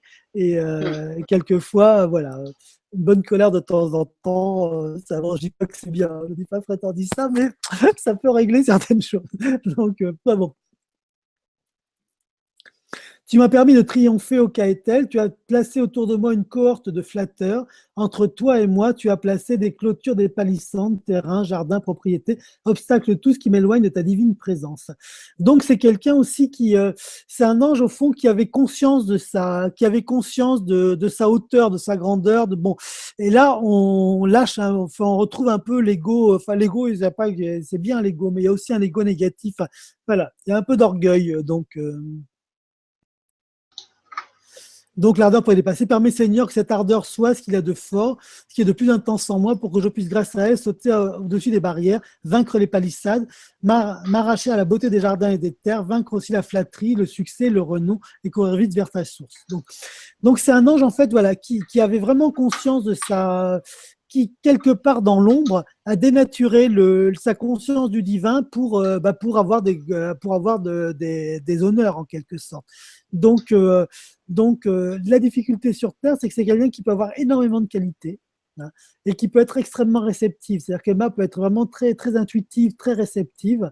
Et pour rencontrer un compagnon, nous, si vous voulez, les hommes, on est plus basiques, quoi. Je veux pas critiquer, mais si vous voulez, voilà, quoi. Bon, donc, à un moment donné, faut accepter qu'on est basique, quoi. Sinon, on est ailleurs, quoi, vous voyez. Donc, il y a peut-être un peu de ça, c'est d'accepter de faire l'effort de rencontrer le masculin à travers aussi ses valeurs, à travers ce qu'est le masculin. Donc, ce que dit l'ange, c'est qu'au fond, enfin, ce que dit l'invocation, c'est qu'en fait, cet ange avait vraiment conscience de la finesse divine, et du coup, voilà, on a conclu un peu que le reste était moins bien. Donc, Merci Philippe pour la c'est vrai que réponse. En tout cas, merci. on va pas d'histoire là-dessus, mais on en a besoin. Donc, il va falloir faire avec. Alors, donc, je m'aperçois qu'il y a pas mal de personnes qui donnent leur date de naissance et qui veulent connaître leur ange. Je vous propose, parce qu'on va peut-être continuer dans le sujet, je vous propose, Philippe, de vous transmettre tous les commentaires avec les dates de naissance, et vous pourrez répondre dans les jours qui suivent à chacun personnellement, parce que vraiment, je pense que ça peut aider vraiment chaque personne. Ce qui est intéressant, c'est la lecture de l'invocation, et c'est pas seulement connaître son ange, c'est de savoir au fond quel est son chemin pour savoir dans quoi on est aligné. Vous voyez, par exemple, Emma, elle a vraiment un effort à faire pour rencontrer le masculin tel qu'est le masculin. C'est vrai qu'on on est moins réceptif que vous, on est peut-être un peu plus primate. Bon, on va pas y passer le réveillon, c'est sûr. Bon, mais voilà, encore une fois, il faut faire avec. Nous aussi, on a des trucs à vous dire. On fait bien avec. Enfin, vous voyez, vous voyez, voilà, il faut qu'on arrive à se rencontrer à travers les différences. C'est vraiment. Oui. Et je pense que si ces personnes regardent le grand changement, c'est que vraiment on a besoin de connaître notre chemin de vie, de se réaliser maintenant. Voilà. Donc, merci. On a un vrai besoin d'ouverture, de communication, de communion entre nous. Enfin, on a vraiment besoin d'un nouveau partage, quoi. Ça ne peut plus tenir comme ça, c'est évident. Enfin, en tout cas, ça ne nous rend pas heureux, ça c'est sûr. Oui. Alors, on va revenir à la Kabbale. Baptiste Gérard. Alors, c'est vrai que Baptiste Gérard, je le vois souvent depuis le début de LGC6. Alors, il va nous soulever un petit sujet sur la Kabbale, parce que c'est vrai qu'on en entend de tout, peut-être de n'importe quoi, sur la Kabbale. Alors, je vous lis sa question.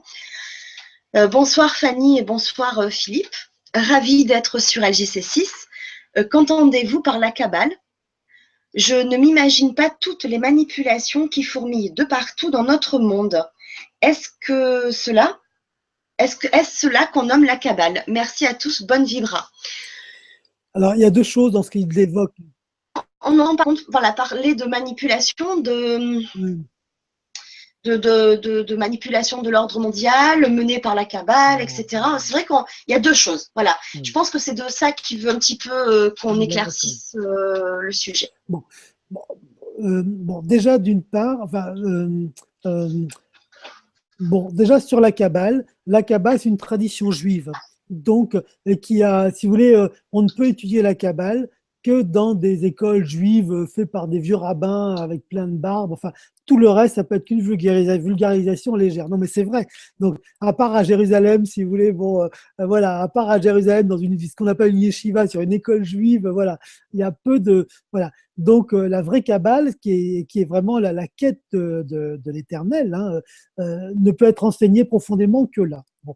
Après, alors, donc tous ceux qui apprennent la Kabbale, enfin qui en France notamment, c'est une vulgarisation, voire, je dis pas une déviation, mais quelque chose qui va s'organiser autour de la Kabbale. Ce que j'évoque là, par exemple, sont des grands principes, mais à partir de là, si vous voulez, si vraiment je voulais être un jour kabbaliste, bah, il faudrait que je m'enferme pendant 20 ans à étudier le Talmud. Enfin, c'est des choses très complexes. Bon, donc tout le reste, bah, c'est des altérations, des écoutes. Qu'est-ce qu'on peut en prendre au fond dans notre vie de tous les jours? Qu'est-ce qu'on veut prendre de la Kabbale ou pas? Mais personne, si vous voulez, ne peut se donner de la Kabbale, ou d'ailleurs de l'hindouisme ou de qui que ce soit d'autre, pour générer un pouvoir ou autre. Moi, je suis avant tout un thérapeute. C'est-à-dire que ce qui m'intéresse, hein, c'est que les gens aillent bien. Vous voyez, c'est pas de, moi, j'ai rien à, enfin, je propose rien de ce point de vue. Et d'une certaine façon, on n'a rien à proposer. La Kabbale, c'est le judaïsme. Si on veut, je dirais, rentrer dans l'ordre kabbalistique, eh ben, on devient juif. C'est aussi simple que ça. Tout comme si on veut un jour rentrer dans quelque chose autour des chakras, vraiment, ben on devient hindouiste et puis on va travailler en Inde. Enfin, vous voyez, il ne faut pas tout mélanger. Tout le reste sont des choses qu'on peut utiliser, qu'on peut nous apprendre. Je suis le premier, d'ailleurs, à faire des choses sur la Kabbale, mais voilà, ça reste de cet ordre-là.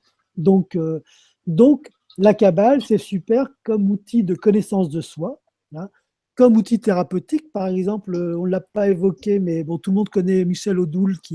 qui a fait sur le corps des liens donc, entre des théories plutôt asiatiques, hindouistes et bouddhistes, et le corps. Mais il y a toute une tradition kabbalistique autour du corps de la même façon, qui est très bien écrite par Annick de Souzenel, par exemple, qui a écrit des bouquins formidables là-dessus. Bon.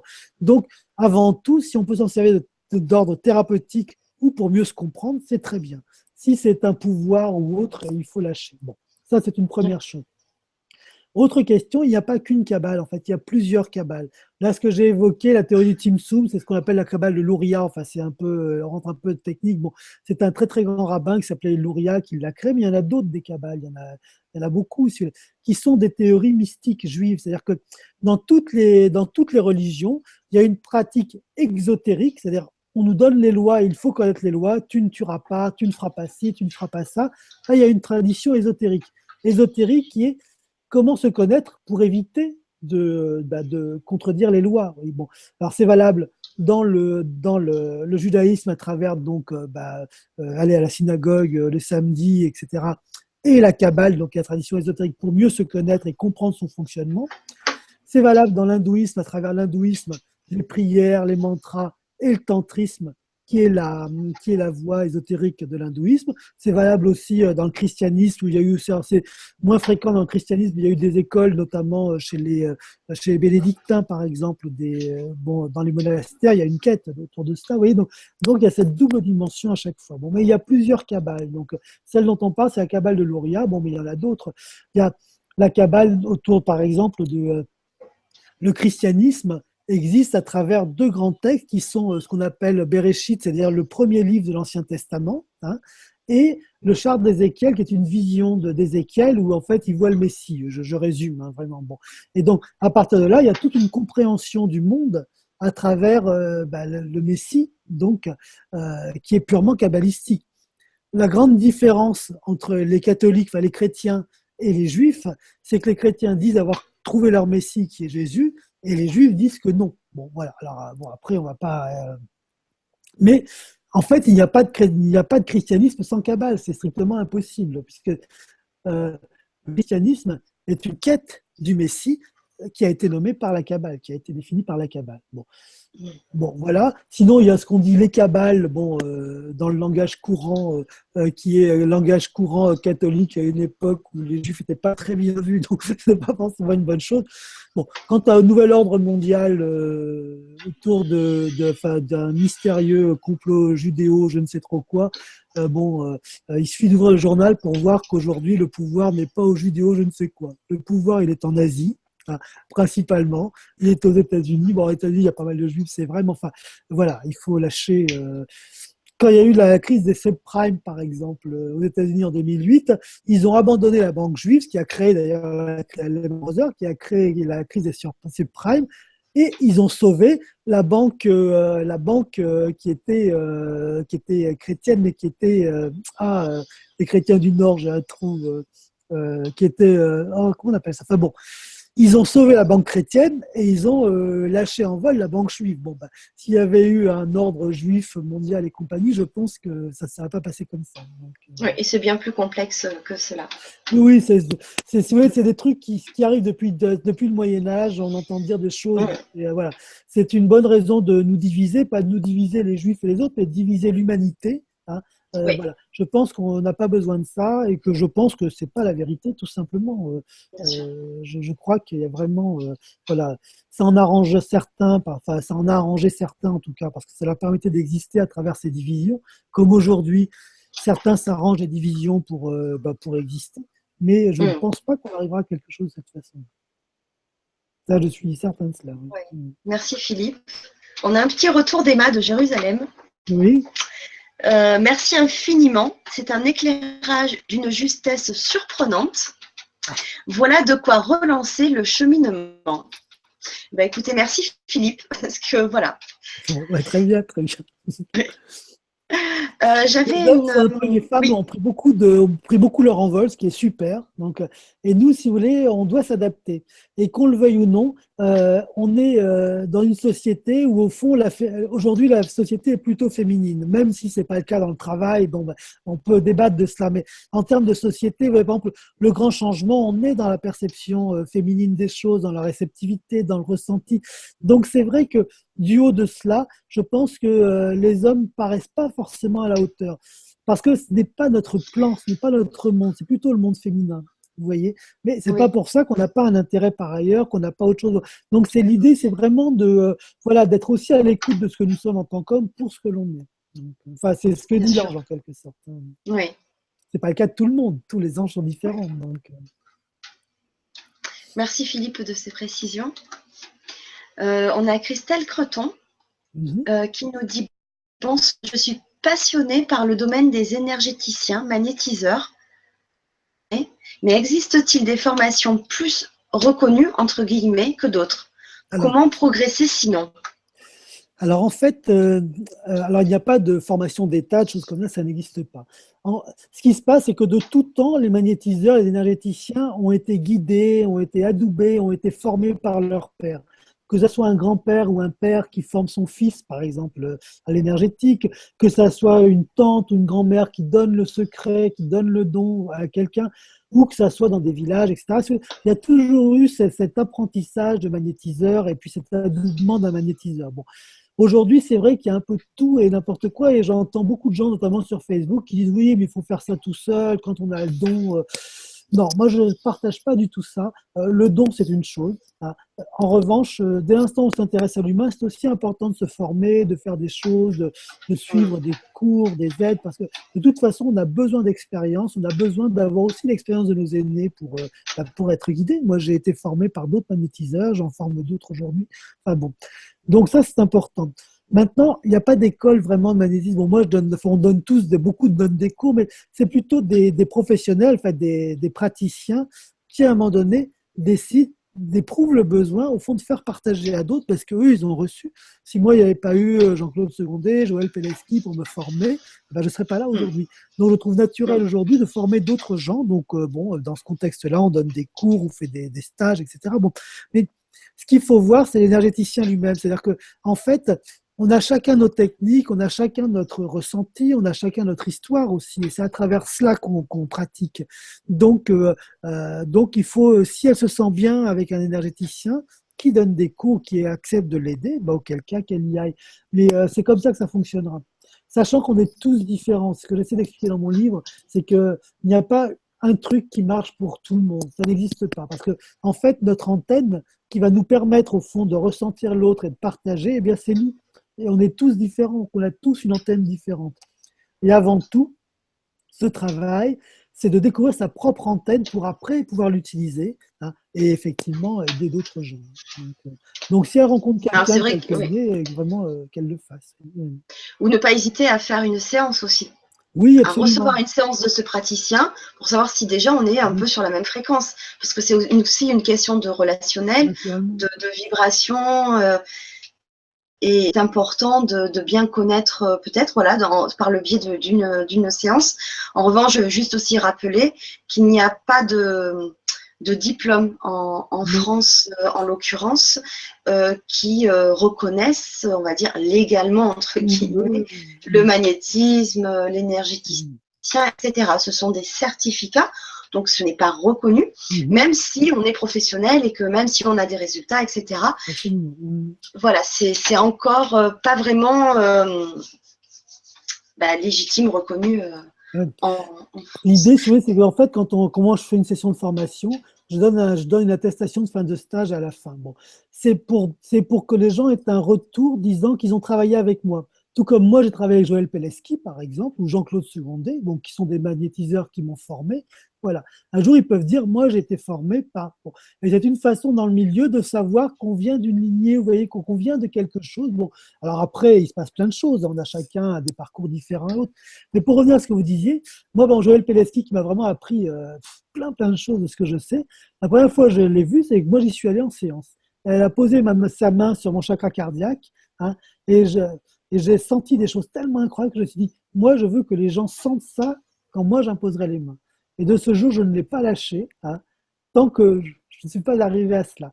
Donc, vous voyez, ça fait écho à ce que vous dites. Et effectivement, ce qu'il faut, c'est voilà, c'est consulter. Et puis, quand on sent qu'il y a un feeling avec quelqu'un, ne pas hésiter à demander. Donc, Oui. Et je veux aussi un petit peu revenir sur ce que vous disiez, si c'est pour être un peu plus clair. C'est pas forcément, on parle beaucoup de dons, c'est venu de mon grand-père, de ma grand-mère, etc. Je suis d'une lignée de guérisseurs. oui. Moi, je pense, et je suis convaincue, qu'on a tous des Oui. capacités. Voilà. Les hindous, On est tous capables, si on a envie d'être généreux, de prendre du temps pour les autres et pour soi, et que ça soit peut-être dans le magnétisme, mais ça peut être aussi à travers d'autres techniques. On est tous guérisseurs. Et déjà, guérisseurs de soi, et après guérisseurs des autres. Les hindous disent une chose très belle là-dessus. Ils disent que sur le chemin de la spiritualité, les dons arrivent. Et les rishis disent tout cela. Ce qui veut dire qu'en fait, ce n'est pas inné, hein, mais que ça s'acquiert avec une certaine forme d'expression. Alors, spiritualité, ce n'est pas forcément croire en un Dieu ou autre, ça peut être simplement de chercher à se découvrir soi et découvrir son esprit. Hein. Mais c'est à travers ce chemin-là que les choses se font. Hein. Donc, et si vous voulez, s'il y a une transmission qui existe par la famille, c'est parce qu'il y a une autorisation. C'est qu'un grand-père qui est guérisseur, par exemple, ou une grand-mère qui est voyante, ou, hein, en fait, elle autorise ce monde-là d'exister. Donc forcément, c'est plus, on est moins bloqué. Ouais. Du coup, on va s'autoriser cela plus facilement parce qu'on l'a toujours vécu. Moi, j'ai mon fils quand il avait 3 ans, par exemple. Quand j'arrivais derrière lui, je mettais ma main sur sa tête, mais sans le toucher. Hein. Il me disait, arrête papa, tu sais bien que j'y crois pas. C'est drôle. Donc, et, bon, voilà. En fait, c'est complètement autorisé. Alors lui, il avait envie de s'opposer, de dire que voilà, mais voilà. En même temps, c'est acquis. Donc, si un jour il veut faire ça, il n'a pas de problème avec la vie parce qu'il y a quelque chose qui est ouvert. Et les histoires de transmission familiale, c'est quelque chose comme ça. Mais encore une fois, sur le chemin de la spiritualité, les dons arrivent. Et ça, on est tous bien d'accord là-dessus. Et puis, faire attention parce que peut-être que aussi nos ancêtres, nos aïeux, n'étaient pas forcément au courant aussi, qui pouvaient aussi, absolument, absolument. voilà. Et on peut le savoir par des décodages, etc. Mais peut-être qu'eux-mêmes ne le savaient pas. Donc, il faut faire attention à oui, tout puis il y a ça. peut-être un aïeul au Moyen-Âge ou je ne sais quoi qui faisait des choses et que tout le monde a oublié, mais qui est très réel. Tant vu qu'à l'époque, ça se faisait pas mal sous le manteau, donc rien ne dit. En plus, bien sûr. Moi, l'une de mes patientes, je pense à ça, qui a découvert dans son grenier un jour, elle a 55 ans aujourd'hui, hein, des livres qu'avait écrit son grand-père sur l'ésotérisme, etc. Et dans les années 50. Et elle est tombée des nues en découvrant ça, par exemple. Donc, comme quoi, il faut des surprises. Oui, oui. Est-ce que vous vouliez continuer sur votre sujet, Philippe ? Moi, j'ai à peu près dit ce que je voulais partager. C'est soit autour des Oui. questions, soit parce Hum, que hum, sinon, vous voyez, s'il faut tout reprendre, enfin, je veux bien le faire, mais c'est d'accord. l'idée, si vous voulez, c'est cette perception du divin où en fait Dieu lance l'énergie et en lançant l'énergie, finit par créer l'univers, dont la Terre. Et ça, c'est vraiment deux choses qui sont une chose qui est commune aux deux traditions. Hum, Euh, Sachant dans le judaïsme, mais aussi dans les arts asiatiques, en fait, ce que dit le judaïsme, c'est qu'on ne sait pas qui est Dieu. On ne peut pas savoir puisque de toute façon, il nous dépasse tellement. hum, Donc, euh, alors, dans le judaïsme, on appelle ça l'Ain Sof, l'inconnaissable. Et dans la tradition, enfin, les traditions asiatiques, on dit le Tao nous crée et après seulement nous créons le Tao. Ce qui est fort, ça veut dire que vu qu'on n'est jamais qu'une pensée bien du sûr. Tao, on ne peut pas en connaître la totalité. Et ça donne beaucoup, beaucoup d'humilité parce que ça veut dire qu'au fond, on ne sait jamais tout. Donc, on est toujours dans le doute, on est toujours dans un questionnement de quelque chose. Et on ne saura jamais. Donc, ça nous permet d'apprendre tout le temps en Hum, sachant qu'on est toujours à l'écoute de quelque chose de nouveau qui intervient. Et ça, c'est vraiment c'est un message formidable, vraiment formidable. ouais. J'ai une question de Yves Landau. Mhm. Alors, il nous dit bonjour. Avez-vous tissé un lien également entre les chakras, les âmes origines extraterrestres? Entre parenthèses, Andromède, Agarthien, etc., qui ce soir, certains d'entre nous vous regardent sur cette vibra. Alors, en fait, vous voyez, depuis le début, je ne parle pas de la Terre, je parle de l'univers. Dieu a créé l'univers. Donc, alors, aujourd'hui, on sait qu'il y a une planète qui est habitée de matière, c'est la Terre. Bon. Moi, quand j'étais enfant, il n'y a pas si longtemps, bon, un peu quand même, bon, donc quand j'étais enfant, je voyais des scientifiques à la télévision qui nous disaient la vie ne peut pas exister ailleurs que sur la Terre parce qu'il y a une chance sur des millions de millions que la vie existe. Ok, très bien. Ces mêmes scientifiques aujourd'hui, les mêmes, disent oui, mais vu qu'il y a des milliards de galaxies, alors on est sûr que la vie existe. Et là, je ne parle que de la vie physique. Bon. Maintenant, il y a des vies d'âme qui sont partout dans l'univers. Si on envoie la tradition des chakras ou la Kabbale, d'ailleurs, toute vibration est une âme. Vous voyez. Donc, une pensée est une conscience, une émotion est une conscience, tout est vibration. Donc, forcément, tout est âme. Vous voyez. Dieu ne s'arrête pas, le divin ne s'est pas arrêté à la matière et à l'être humain. Tout ce qu'il a créé, c'est de la vie. Donc forcément, il existe des qualités d'âme ailleurs. Toute planète, par exemple, la Terre fait partie du plan divin et je crois que c'est 7 sur la clémence. Enfin, on est tous, enfin, de ce point de vue-là, si vous voulez, tout est vie, tout est conscience. Aujourd'hui, si on dit qu'un être humain est conscient, ça semble logique.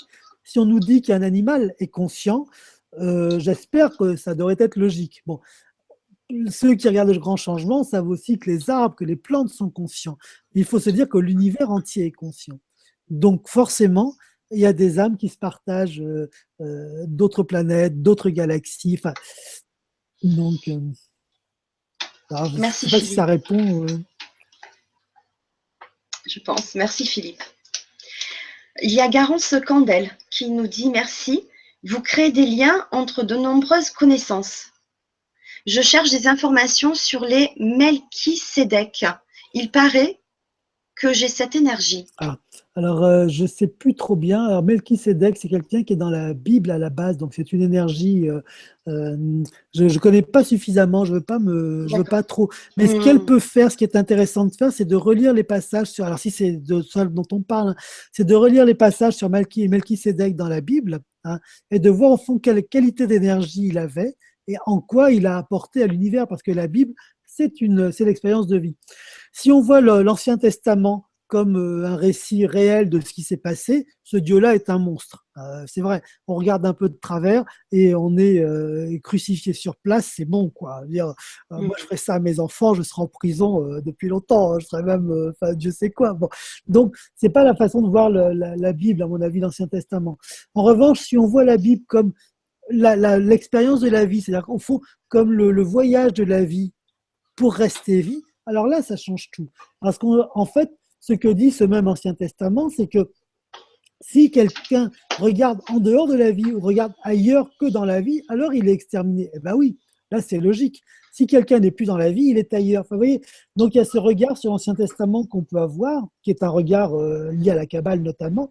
Et à partir de là, ce serait intéressant de voir quelle est l'énergie de Melchisédek pour voir au fond comment ce qu'il a vécu et qu'est-ce que vivent les êtres qui sont liés à lui. Bien sûr. Et je ne suis pas assez expert pour pouvoir en parler. Oui, bien sûr. Il y avait aussi donc un autre commentaire qu'il faut que je retrouve du coup parce que je pensais que vous en aviez pour plus longtemps. Ah oui, alors je sais plus son nom. Voilà, c'est quelqu'un qui nous demandait combien y a-t-il d'anges. Merci, c'est Cadbert qui nous pose la question. Alors il y a 72 anges servants. Donc, c'est-à-dire qu'il y a 72 anges qui se partagent l'année. Et un ange, c'est une vibration. C'est-à-dire que c'est vrai que on a tendance à identifier un petit peu comme une entité ou enfin une entité. En fait, c'est un taux vibratoire. Donc, il y a 72 taux vibratoires qui se partagent l'année. Et où que l'on soit sur Terre, on peut capter ce taux vibratoire-là. Sachant que des anges, là je vous parle des anges de la Kabbale, donc des anges qui prédestinent à notre naissance. Maintenant, on peut avoir des guides, on peut avoir des aides dans plein, on peut avoir un ancêtre qui nous guide dans le plan astral, des choses comme ça. Donc, c'est pas la même nomination que l'ange servant, mais il y a des êtres qui ne sont pas des anges dans l'invisible qui nous aident, qui aident à notre destinée.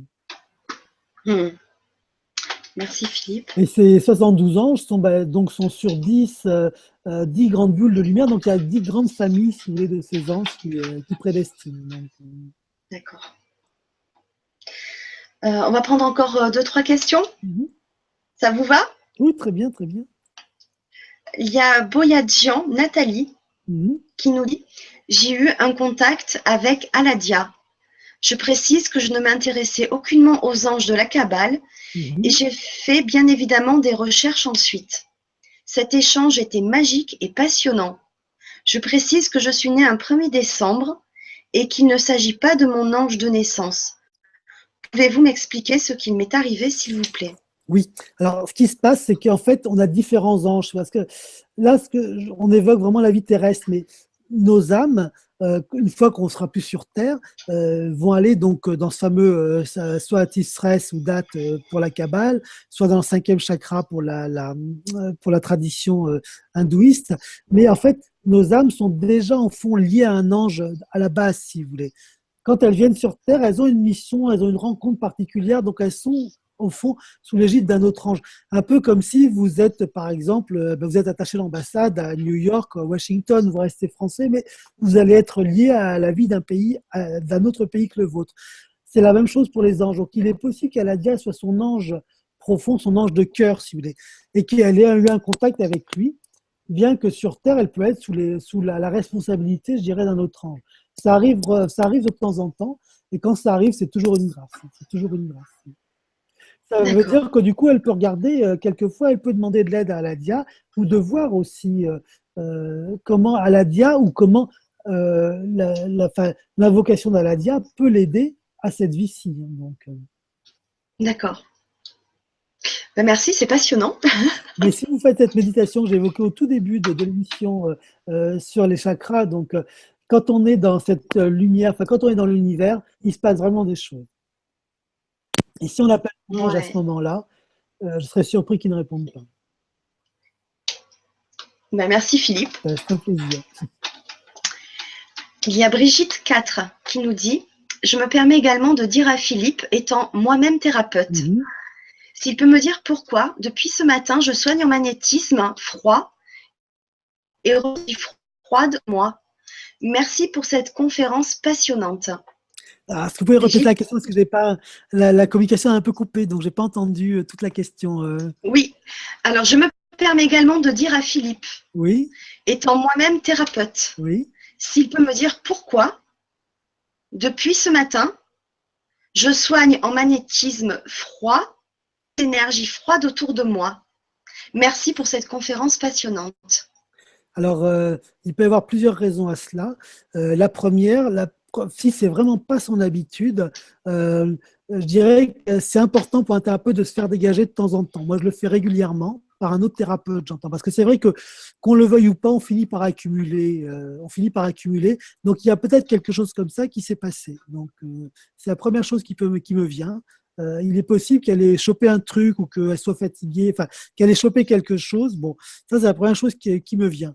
Maintenant, ce qu'il peut aussi avoir, c'est qu'effectivement, peut-être qu'à partir de ce matin, il y a un autre enseignement qui va être donné, il se passe autre chose dans sa vie, enfin dans sa vie de thérapeute, j'entends, ça c'est possible. Il se peut qu'elle découvre autre chose. Ce qui est intéressant, c'est que si elle se sent bien, c'est-à-dire que si elle se sent pas enfermée ou cloisonnée depuis ce matin, dans ce cas-là, qu'elle écoute cette énergie froide et qu'elle joue avec, c'est-à-dire qu'elle l'utilise et qu'elle voit ce que ça donne, comme si c'était quelque chose de nouveau pour elle. Mais si elle se sent un peu enfermée ou fatiguée ou en difficulté, alors qu'elle se fasse dégager, parce qu'on chope, on a beau se protéger, plein de trucs et autres, forcément on chope, au bout d'un moment on chope des trucs. Et on ne peut pas faire autrement. Parce que rentrer dans l'aura de quelqu'un, c'est forcément être touché par la personne. Et en plus, en tant que thérapeute, on est forcément conditionné à aller dégager le mal. Bon, ce qui est logique. Bon. Oui.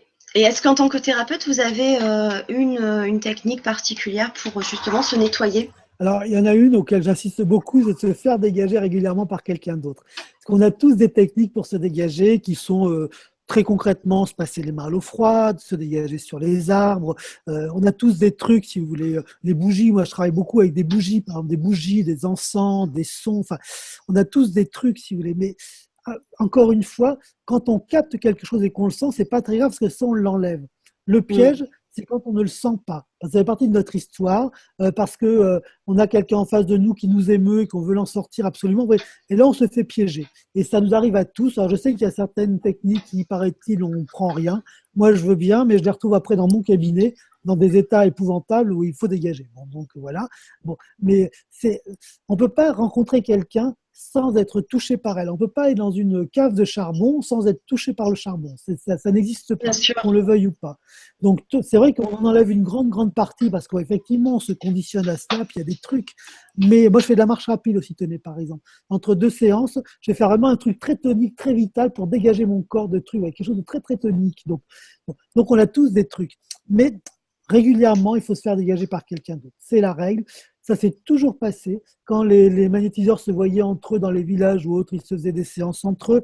Il y a eu des chaînes de prières qui ont été reprises par Maggie Lebrun, mais il y en a eu bien avant. J'en fais de temps en temps. On est tous en train de se serrer, entre se toucher la main, hein, et de travailler sur des photos de gens qui sont pas bien et autres, mais l'air de rien en se tenant la main. Voilà, on se purifie les uns les autres. Enfin, on a toujours, et ça c'est très important. C'est un métier où il ne faut pas rester isolé. Dans aucun métier, hein, si vous voulez, mais celui-ci particulièrement. Oui. Et c'est un peu le piège dans lequel on est, si vous voulez. Tous les autres, par exemple, moi, je suis aussi psychothérapeute, en tant que psychothérapeute, enfin psychopraticien maintenant, on fait des supervisions, on échange entre nous, on a des fédérations, enfin, vous voyez, on a des colloques, enfin, il se passe plein de choses où on échange, on partage, on dit nos... Et là, tout d'un coup, voilà, on devrait être chez soi et ne rien faire et tout subir sans rien dire, et ça n'existe pas. Personne. Donc, en tant que thérapeute, il est important pour les profs aussi. Je trouve délirant qu'un prof n'ait pas un espace d'écoute où il puisse exprimer ses doutes, ses angoisses. C'est évident. C'est évident. Donc, il est important en tant que thérapeute d'aller voir un autre thérapeute. Exactement. Soit dans une copine ou un copain avec qui on fait des échanges, mais un échange vraiment quand c'est lui qui me traite, quand c'est pas moi qui le fais. Vous voyez, et je le vois moi après où c'est vraiment des choses très. Quand je suis patient, je suis patient. Après, si on inverse, c'est un autre jour. Donc, et ça, c'est vraiment important de faire ça. Maintenant, si elle se sent bien, si elle trouve que c'est plutôt sympa, si elle se sent légère et bien, alors c'est que c'est peut-être un enseignement qui lui est donné. C'est possible aussi. Est-ce qu'on peut encore une ou deux? Oui, allez-y, oui. J'abuse. Mais les questions sont intéressantes et elles sont nombreuses en plus. C'est une question de Magali qui nous dit « Bonsoir Philippe, je suis née le 28 novembre 1978 et je crois savoir que mon ange gardien est l'ange Daniel. 28. Comment en savoir plus sur mon chemin de vie? Je suis attirée depuis quelques mois par la radiesthésie, le magnétisme, les soins énergétiques dans le but d'aider les autres. Je ne sais pas encore précisément comment. Comment savoir si ces domaines sont en rapport avec ma mission sur Terre? Par avance, merci à vous. Alors Daniel, donc elle peut le lire dans le livre d'Aziel. Hein, donc, alors, ce que l'on peut obtenir de Daniel, la consolation, le réconfort et la miséricorde de Dieu, remède à tous les maux. Bon ben, je crois que ça parle direct. Donc, elle est vraiment sur son chemin de vie. Donc, elle n'hésite vraiment pas à faire du soin, à faire vraiment qu'elle n'hésite pas. Donc, vraiment qu'elle n'hésite pas. Et effectivement, si on voit l'invocation qui raconte donc le parcours de Daniel, insuffle en moi la vertu de rajeunir avec mon élan, les êtres et les choses, fais Seigneur que je puisse révéler aux autres leur potentiel endormi et que je représente pour vous la naissance de nouvelles illusions, de nouveaux espoirs. Ce qui veut dire que Daniel, c'est quelqu'un qui ne voulait pas entendre parler de son potentiel, qui s'est endormi, qui a refusé au fond ses capacités. Et il prend conscience de ses capacités. Donc, je ne sais pas en quelle année elle est née, mais effectivement, 78. 78. Donc voilà, c'est quelqu'un qui a tout intérêt aujourd'hui à arrêter d'endormir ses capacités, effectivement à y aller. Et si elle veut faire du soin, elle sera vraiment parfaite. Voilà. Que grâce à moi, l'on découvre la fraîcheur, la grâce et le parfum d'éternité gisant dans la pierre. C'est magnifique, c'est vraiment magnifique. Donc vraiment qu'elle n'hésite pas, qu'elle n'hésite pas. Et qu'elle le fasse dans la légèreté. L'énergie de Daniel, d'après ce que je lis, c'est vraiment la fraîcheur, la légèreté. C'est clairement dit la fraîcheur, la grâce et le parfum d'éternité. Donc, parce qu'il y a différentes qualités d'énergie qui toutes soignent, mais voilà. Qu'elle fasse quelque chose de très léger, de très joyeux, voilà, qu'elle fasse confiance à ça et ça sera super, vraiment super. Ouais. Bon, ben, merci Philippe. Allez, encore deux commentaires et puis je vous demanderai une précision. Il y a Kevin qui nous dit: une personne peut-elle être le reflet de cette partie de nous qu'il nous faut redécouvrir afin de se réaliser en tant qu'être dans le divin? Je me demande si une personne particulière peut être considérée comme un de nos anges gardiens, sachant que les anges n'ont pas de corps, comme vous l'avez expliqué, en ce sens où cette personne est venue dans notre vie, dans cette vie-là, pour nous permettre de nous réaliser. Merci d'avance. Ma date de naissance est le 14 janvier. Alors, la réponse va être double, je dirais. Alors, une personne physique, la réponse est non. Une personne physique ne peut pas être un ange gardien.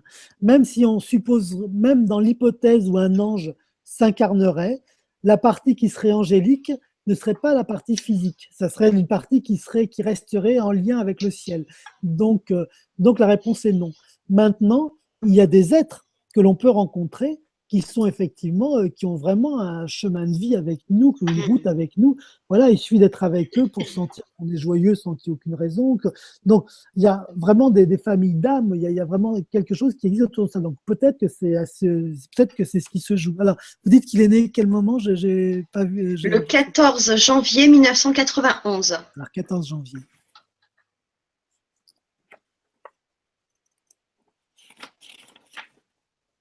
Alors, 14 janvier, c'est Araël. Alors, ce que l'on peut obtenir, c'est fécondité pour les femmes stériles, mais lui, il s'appelle Kevin, donc ça va pas. Bon, il va falloir que. Voilà, il se fait gynéco, mais bon, voilà. Découverte d'objets de valeur, paiement des dettes du passé. Ah oui, c'est intéressant. Paiement des dettes du passé, soumission et respect des enfants envers leurs parents, la bonne marge des affaires courantes et modernes. Bon, donc à travers effectivement le paiement des dettes du passé, il est possible que Kevin effectivement ait une rencontre avec quelqu'un du passé, avec qui, alors il est en dette, mais les dettes au niveau des anges, c'est pas forcément ce qu'on appelle les dettes karmiques. Ça peut être simplement une rencontre ou un chemin de vie à faire ensemble, des choses comme ça. On peut supposer par exemple que des êtres qui ont été à plusieurs à faire, par exemple, entre guillemets, le tandem Gandhi-Sri Aurobindo, c'est-à-dire Gandhi pour la partie politique et Sri Aurobindo pour la partie mystique. On peut supposer que c'est un tandem donc qui a participé à la libération de l'Inde, de l'Inde, dans les années 50. On peut peut-être penser que ces êtres étaient deux êtres, magnifiques, en dette karmique, c'est-à-dire qu'ils avaient encore un chemin, quelque chose à faire ensemble dans cette vie-ci. Oui. Donc, il se peut que ça soit quelque chose comme ça. Et je veux, Seigneur, que si par les actes méritoires de mon passé, tu fais descendre du ciel de l'or pour moi, donc c'est ce qui se passe, il rencontre un être qui est un être d'or pour lui, hein. Arme-moi également d'un désir ardent de tout investir dans la promotion de ton règne. Ah oui, donc ça veut dire que même s'il rencontre cet or, il reste dissocié. C'est-à-dire qu'il y a et lui et l'autre. Donc, le danger de cet ange, ça a peut-être été justement de fusionner avec quelque chose, une expérience ou autre, et qu'il faut qu'il fasse attention. Donne-moi à Raël un niveau de sagesse que je puisse, qui me permette d'utiliser cette terre pour que la vie sur cette terre devienne de plus en plus facile. Donc, ça veut dire qu'il y a effectivement peut-être un chemin de vie avec cette personne qui l'a pour participer à quelque chose. Mais d'après ce que je lis de la prière, ça sera un projet en commun. Donc, c'est une histoire sentimentale, il faut se méfier, par exemple. Parce qu'on peut rencontrer dans le sentimental des êtres avec qui on sent ça, sauf que sur Terre, ça ne marche pas toujours. D'accord. Eh bien, merci Philippe. C'était un plaisir, vraiment un plaisir. Alors, j'ai un autre commentaire que je viens de perdre parce que ça me permettait de faire une transition. Alors, je vais le retrouver. C'était une personne qui nous demandait, parce que ce que vous disiez était passionnant, et si vous pouviez, c'était dommage que vous étiez sur Paris, parce que sinon, elle vous aurait bien consulté. Mais je pense qu'il y a des choses, ça dépend sur quoi elle veut consulter.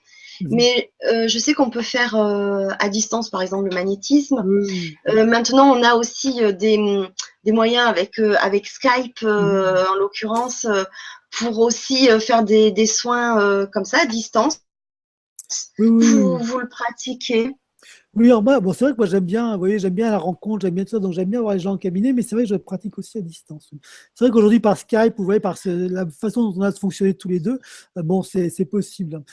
Dans l'énergie, c'est bien d'avoir la personne en face quand même. Mais c'est vrai que quelquefois, effectivement, je travaille à distance sur tout ce qui est magnétisme, par exemple, on le fait très facilement à distance. Ça pose pas de souci. Donc, c'est plus sur l'âme, sur des choses comme ça, c'est quelquefois un peu plus compliqué. Mais tout est possible. Ah oui, en plus, moi, j'ai plein de gens que je connais qui sont partis pour plein de raisons. Par exemple, j'ai des petites étudiantes qui sont celles qui sont en Italie avec Erasmus, ou des choses comme ça, et on communique par Skype très bien, très très vite. Donc, il n'y a pas de souci. Parfait. On va presque arriver à la fin de la Vibra. Je voulais un petit peu que vous donniez quelques précisions sur la FDTE, qui me paraît quand même peut-être important. Donc, je rappelle, c'est l'Association française des thérapies énergétiques, qui permet de fédérer les professionnels de l'énergétique, mais aussi de trouver un thérapeute partout en France. Et j'ai l'impression aussi que vous mettez en place des ateliers. Alors, est-ce que vous pouvez nous en dire un petit peu plus? Oui. Donc moi, je fais des formations d'énergétique, c'est-à-dire que j'accompagne des gens pour... le but, c'est qu'ils puissent être magnétiseurs un jour. Encore une fois, comme moi, j'ai été formé par des gens qui m'ont aidé, qui m'ont adoubé. Aujourd'hui, c'est mon tour de faire cela. Donc, je fais des formations qui sont sur mon site, enfin bon, qui sont les formations. Avant, je les fais. Là, j'ai besoin de voir la personne parce qu'on a besoin de partager, d'échanger, peut-être dans l'imposition des mains. Moi, j'ai besoin de ressentir aussi ce que la personne ressent pour mieux la guider. Donc là, c'est forcément en vis-à-vis. Bon. Donc, je fais ces formations. Donc, ils sont sur mon site. Donc, si les gens veulent venir, je fais des formations annuelles. Je fais aussi des formations plus ponctuelles. Donc voilà. En ce qui concerne la FDTE, en fait, j'ai des amis médecins qui m'ont dit deux choses.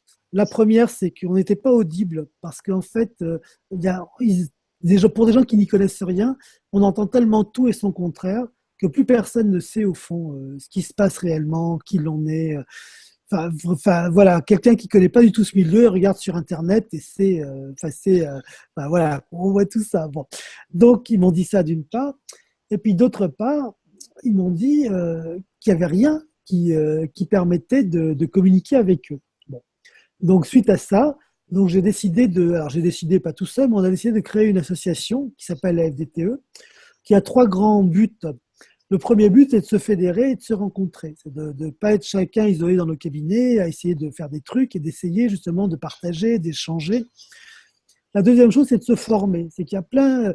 En fait, on a tous été formés par des gens, puis tout d'un coup, on découvre, on va voir ailleurs, on fait plein d'autres choses, puis tout d'un coup, on crée une technique, on découvre, bon, le Reiki a été créé comme ça, le FT, enfin bon, il y a plein de techniques qui existent, donc c'est bien aussi de se former à toutes ces techniques. Donc le deuxième aspect de la FDTE, c'est la formation. C'est-à-dire de pouvoir, on fait des conférences, par exemple, des ateliers où on nous montre, on a fait l'an dernier sur le pouvoir de l'intention, par exemple, bon, donc la kinésiologie, enfin bon. Donc ça nous permet de se former, de savoir ce qui se passe, de connaître aussi un petit peu ce que font les confrères, ce qui est vraiment formidable. Et le troisième intérêt, c'est vraiment de se fédérer pour être un jour, j'espère, un interlocuteur auprès des hôpitaux et des pouvoirs publics. Ah oui, ça c'est une belle cause, ça. Parce qu'aujourd'hui, vous voyez partout qu'on fait rentrer les magnétiseurs à l'hôpital, etc. Mais en fait, c'est pas vrai. Oui. Ce qui se passe, c'est qu'à part un ou deux hôpitaux en France, une infirmière un peu sympa a une liste planquée derrière le téléphone et elle appelle un barreur de feu quand il y a un problème. Bon, ça, moi, voilà, très bien. Il y en a qui font ça pour moi aussi. J'ai la pitié salpêtrière qui vient me voir, ça, je suis ravi. Mais en tant que, si vous voulez, en tant que praticien et en tant que professionnel, ce que l'on veut, c'est d'être des partenaires de santé, au même titre que d'autres partenaires de santé. On n'est pas des médecins, on ne le sera jamais, on a d'autres codes, on a d'autres conventions. Moi, un ulcère, je ne sais pas ce que c'est, ça ne m'intéresse pas. Ce que je sais, c'est ce que je vais ressentir sous mes mains, hein, une vibration chaude, froide, un truc noir, sombre, enfin bon. Ce que je sais, c'est ma pratique à moi. Hein. Et là, je trouve qu'on a vraiment une carte à jouer dans ce monde de santé. Et pour ça, il faut un jour, on demandera qu'il y ait des interlocuteurs, c'est-à-dire des gens qui puissent partager, échanger avec les médecins, enfin j'espère, pour moi on est dans le rêve, hein, avec les médecins, avec les pouvoirs publics. Bon. Et aujourd'hui, il n'y a personne. Donc, d'où l'intérêt de créer cette association. S'il y en a une autre ou d'autres qui se créent, moi, je suis tout à fait d'accord pour les rencontrer. Enfin, le but, c'est pas de créer un truc à soi. Le but, c'est vraiment de se fédérer pour qu'on puisse avoir au moins un discours en commun. C'est un peu difficile chez nous parce qu'on a tous des parties de vie différentes entre celui qui s'est formé de façon très scientifique, le médecin qui en est venu aux énergies ou à l'acupuncture, hein, et celui quelqu'un qui a eu une vision divine ou mariale et qui a décidé d'imposer les mains. On est vraiment dans un grand écart. Et en fait, ce grand écart existe et c'est super parce qu'il n'y a pas de meilleur, il n'y a pas un thérapeute qui est mieux ou moins bien que l'autre. Toutes les voies sont possibles. Et c'est pour ça que c'est important de pouvoir ouvrir, d'avoir un discours commun à tous, en sachant qu'on a chacun des particularités. Et ce que je demande quand on rentre dans l'association, alors c'est pas des preuves parce que ça m'intéresse pas, il y a un code de déontologie. Je demande qu'on le signe, qui au fond est la loi. Après tout, il y a des lois, donc on a à les respecter, hein, et on a à être censuré si on ne les respecte pas. Bon. Donc, à partir de là, pour moi, tout va bien. Et ce qui est intéressant, c'est vraiment qu'on arrive tous avec nos différences et qu'on puisse vivre cette partie de métier qui est aussi des parties de vie, parce qu'on parle de ça en tant que métier, mais c'est avant tout une perception du monde. On ne regarde pas les arbres ou la forêt de la même façon quand on est énergéticien, quand on ne l'est pas. On ne regarde pas les animaux de la même façon. On ne regarde pas la relation entre les êtres. Vous voyez. Donc, au fond, c'est plus une vie dont on vit qu'autre chose. Donc, et ça, je trouve que c'est vraiment intéressant de le partager. Et j'espère que cette association j'espère qu'elle va fonctionner parce que tôt ou tard, on en aura besoin. Il y a d'autres pratiques qui commencent à rentrer à l'hôpital, hein, sauf que ça rentre par les médecins. Voilà. Donc, ce qui veut dire qu'ils sont en train de dépouiller, de prendre en fond des pratiques qui existaient, je ne sais plus lesquelles, mais bon. Et en fait, des vrais thérapeutes, des thérapeutes qui sont là depuis 20 ans, depuis 30 ans, hein, ne vont plus un jour avoir avoir quelque chose à dire, et parce que des médecins feront cela. Voilà. Et ben, je trouve ça terrible. Alors, il faut former des médecins. Alors, former des médecins, moi, je ne suis pas contre, bien sûr, mais ce que j'aimerais surtout, c'est qu'on ait le droit d'exister si on n'est pas médecin. D'autant plus qu'on peut avoir une logique et une pratique quand on n'est pas médecin qui peut être extrêmement complémentaire à celle d'un médecin. Un médecin est dans l'urgence et on ne voit pas le monde et on ne voit pas ce qui est normal, hein, on ne voit pas quelqu'un qui est en face de soi de la même façon qu'on est dans l'urgence quand on ne l'est pas, par exemple. Hein. Bien sûr. Un médecin, c'est un matheux, c'est quelqu'un qui est un mathématicien. De toute façon, pour faire l'étude de médecine, c'est quasiment, c'est un niveau maths sup, maths spé, donc la première année. Donc, il faut être avant tout un matheux. On ne perçoit pas la vie de la même façon quand on est un matheux, quand on est un littéraire ou quand on est un philosophe. Vous voyez, donc c'est pour ça que ça sera vraiment dommage qu'avec nos corps de métier, que ce soit nous, la kinésio ou autre, n'appartiennent qu'aux médecins. On a vraiment une richesse, nous aussi, à apporter. Mais c'est vrai que, comme vous disiez, c'est très complémentaire. Et c'est Oui, dommage que ça soit si fermé, comme si ils avaient peur de quelque chose, peur des thérapeutes, alors que pas du tout. Parce que les médecins, ils vont traiter, comme vous dites, dans l'urgence, ils vont traiter le symptôme, ils vont opérer, ils vont annoncer la maladie, mais après, à un moment donné, il y a une limite dans leur cadre. Ils vont pas plus loin. Et on sait que si on accompagne le patient et aussi dans son esprit, dans son bien-être, dans sa tête, dans son corps, c'est vraiment une synergie entre toutes ces thérapies. Voilà. bien Et c'est sûr. vrai que j'espère que ce type d'association comme vous avez va vraiment, vraiment faire avancer les choses. Je pense qu'on est un petit peu en retard par rapport à certains pays Ah oui, qui eux, travaillent même avec toutes les thérapies alternatives ah par oui. prévention. Non, mais c'est rien Remboursées, de le je dire. crois, en Donc, Suisse. comme on est en Euh, retard, c'est rien de le dire. Ça... voilà. Mais c'est Donc, vrai qu'on ne fait pas la même chose. Le médecin s'intéresse vraiment à l'urgence et à la maladie. Nous, on s'intéresse à la santé. C'est-à-dire que euh, même, bon, c'est vrai qu'on fait, bien sûr qu'en tant que coupeur de feu, on va traiter des zonas, des psoriasis, des choses comme ça, qui sont des pathologies. Mais globalement, quand on impose les mains sur quelqu'un, on ne va pas chercher la pathologie. On va aller chercher ce qui va bien dans la personne pour permettre à cette chose, enfin, cette énergie qui va bien, de prendre de la place. Vous voyez, ce qui n'a rien à voir. Et en fait, on a vraiment besoin des deux. Il y a vraiment une complémentarité. Un médecin, il est obligé de bien garder sûr, les gens qu'un quart d'heure et il va s'intéresser à un symptôme. Et c'est bien qu'il le fasse parce que sinon, bien sûr. on serait mort à 40 ans. Je veux dire, c'était le cas au Moyen-Âge. Donc, c'est bien qu'il le fasse. Mais pour avoir l'anamnèse de la personne, pour l'écouter, pour voir ce qui se passe, pour voir quelle partie de vie l'a amené là, le médecin ne peut pas le faire. D'une part, il n'est pas formé pour cela, hein, comme nous, on n'est pas formé pour donner des médicaments et comprendre des maladies. Mm. Et deuxièmement, il n'a pas le temps de cela, enfin, ce n'est pas son rôle. Donc, et là, on a vraiment, vraiment une complémentarité. Donc, D'accord, oui, bien sûr. Merci Philippe. J'ai vu dans les liens que vous m'avez donnés aussi, j'ai vu un lien qui s'appelle sortirzen.com. ah oui, oui, Ça, c'est quoi? c'est un site internet donc qui existe, qui est, je ne sais pas si vous connaissez pas, c'est un site Non. internet qui existe où des gens proposent des sorties, des méditations, des choses comme ça, et ça permet de se rencontrer. Et ça permet de se rencontrer autour d'un thème. Je ne sais pas si vous connaissez un truc qui s'appelle On va sortir, Oui, OVS, onvasortir.com. Voilà. Ben là, je dirais que c'est un onvasortir.com, mais plutôt autour de ce que nous aimons. Et c'est super parce que ça permet vraiment de rencontrer des gens qui sont dans la même veine que nous et de partager vraiment de très très beaux échanges. Mm. ah, c'est intéressant, j'irai faire un petit tour alors un peu Oui, plus.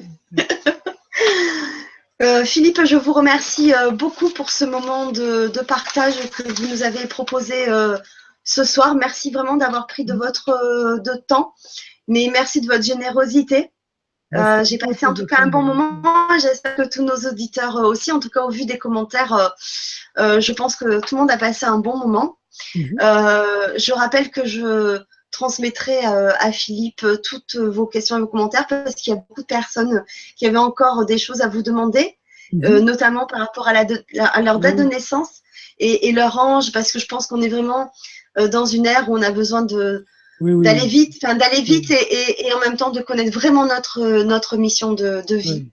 On sent, si parce vous qu'on a voulez, envie vraiment oui. de On se sent réaliser. vraiment que quelque chose ne va plus. Bon, c'est peut-être pas d'aujourd'hui, mais là, on sent vraiment qu'il y a quelque part, la société, si elle continue comme ça, va dans le mur. Alors, je vais un peu calmer ses propos, mais voilà. Et ce qui nous permet à nous de ne pas aller dans le mur, c'est ça.